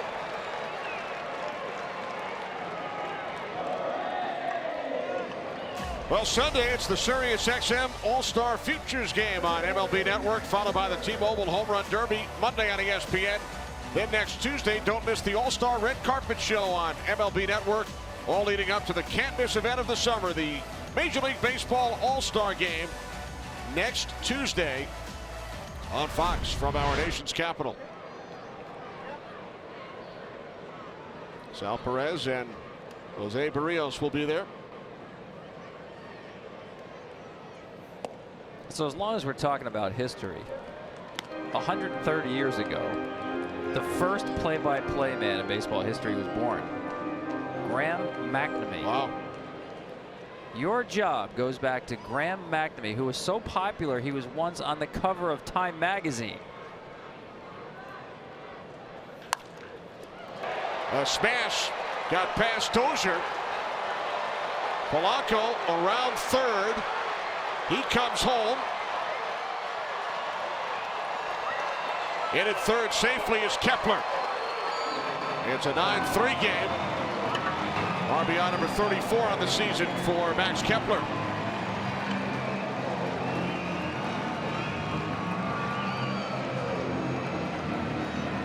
Well, Hamill's been in attack mode and seen some aggressive swings of the Twins this inning here. Pulls this past Duda. And right there, when it missed the sidewall, it went from a double to a triple. Polanco scoring easily.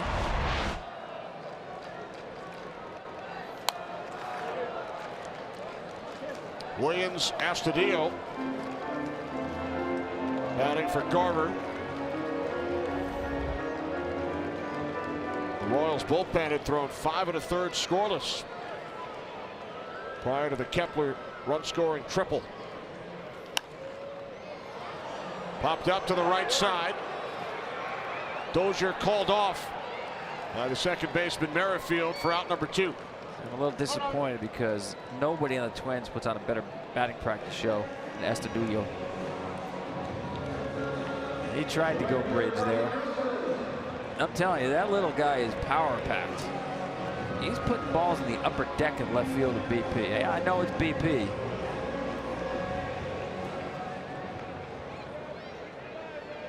That is one aggressive swing he's got. We'll get him next time. Twins down to their final out. Grossman at the plate.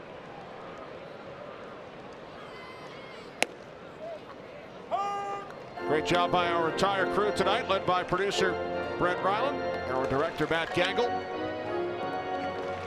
statistician Marty Aronoff, who did not work for Graham McNamee. 1923 World Series. You know, the reason Graham McNamee became so popular and really invented play-by-play is the 2 World Series before that on radio. Can you believe this? They used a sports writer. And the guy didn't know how to call a game. There was just wide open spaces of nothingness between pitches. And McNamee came in there and gave color. I've never heard of another sports writer in a broadcast booth. Believe that? What an idea. Twins push another run across as Grossman drives in Kepler. It's now 9-4 Kansas City.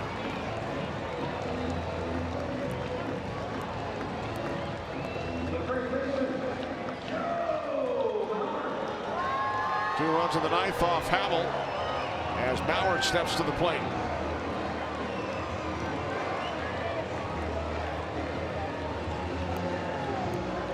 Well, if you stuck around, you get to see Joe Mauer take one more plate appearance.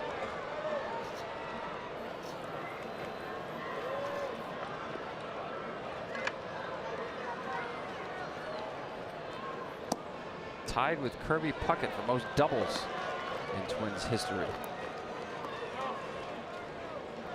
414 apiece. Bauer 6 for 23 lifetime against Hamill with 1 home run.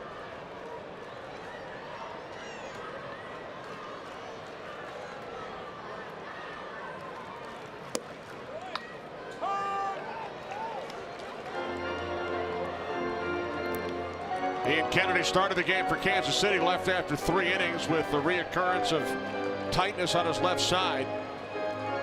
An outstanding job by Brian Flynn out of the pen. 4 scoreless innings, allowed only 1 base hit. And now Hamill, in his first relief appearance since 2014, induces a game-ending ground out off the bat of Bauer. 2 streaks come to an end. There's Mondesi. He drove in 4. Royals end their 10-game losing streak. The Twins' 5-game win streak comes to an end. 9-4 Kansas City for Tom Verducci. This is Kenny Albert. Time now for MLB Whip Around with Chris Myers, Dontrell Willis, and Ken Rosenthal. Take it away, Chris.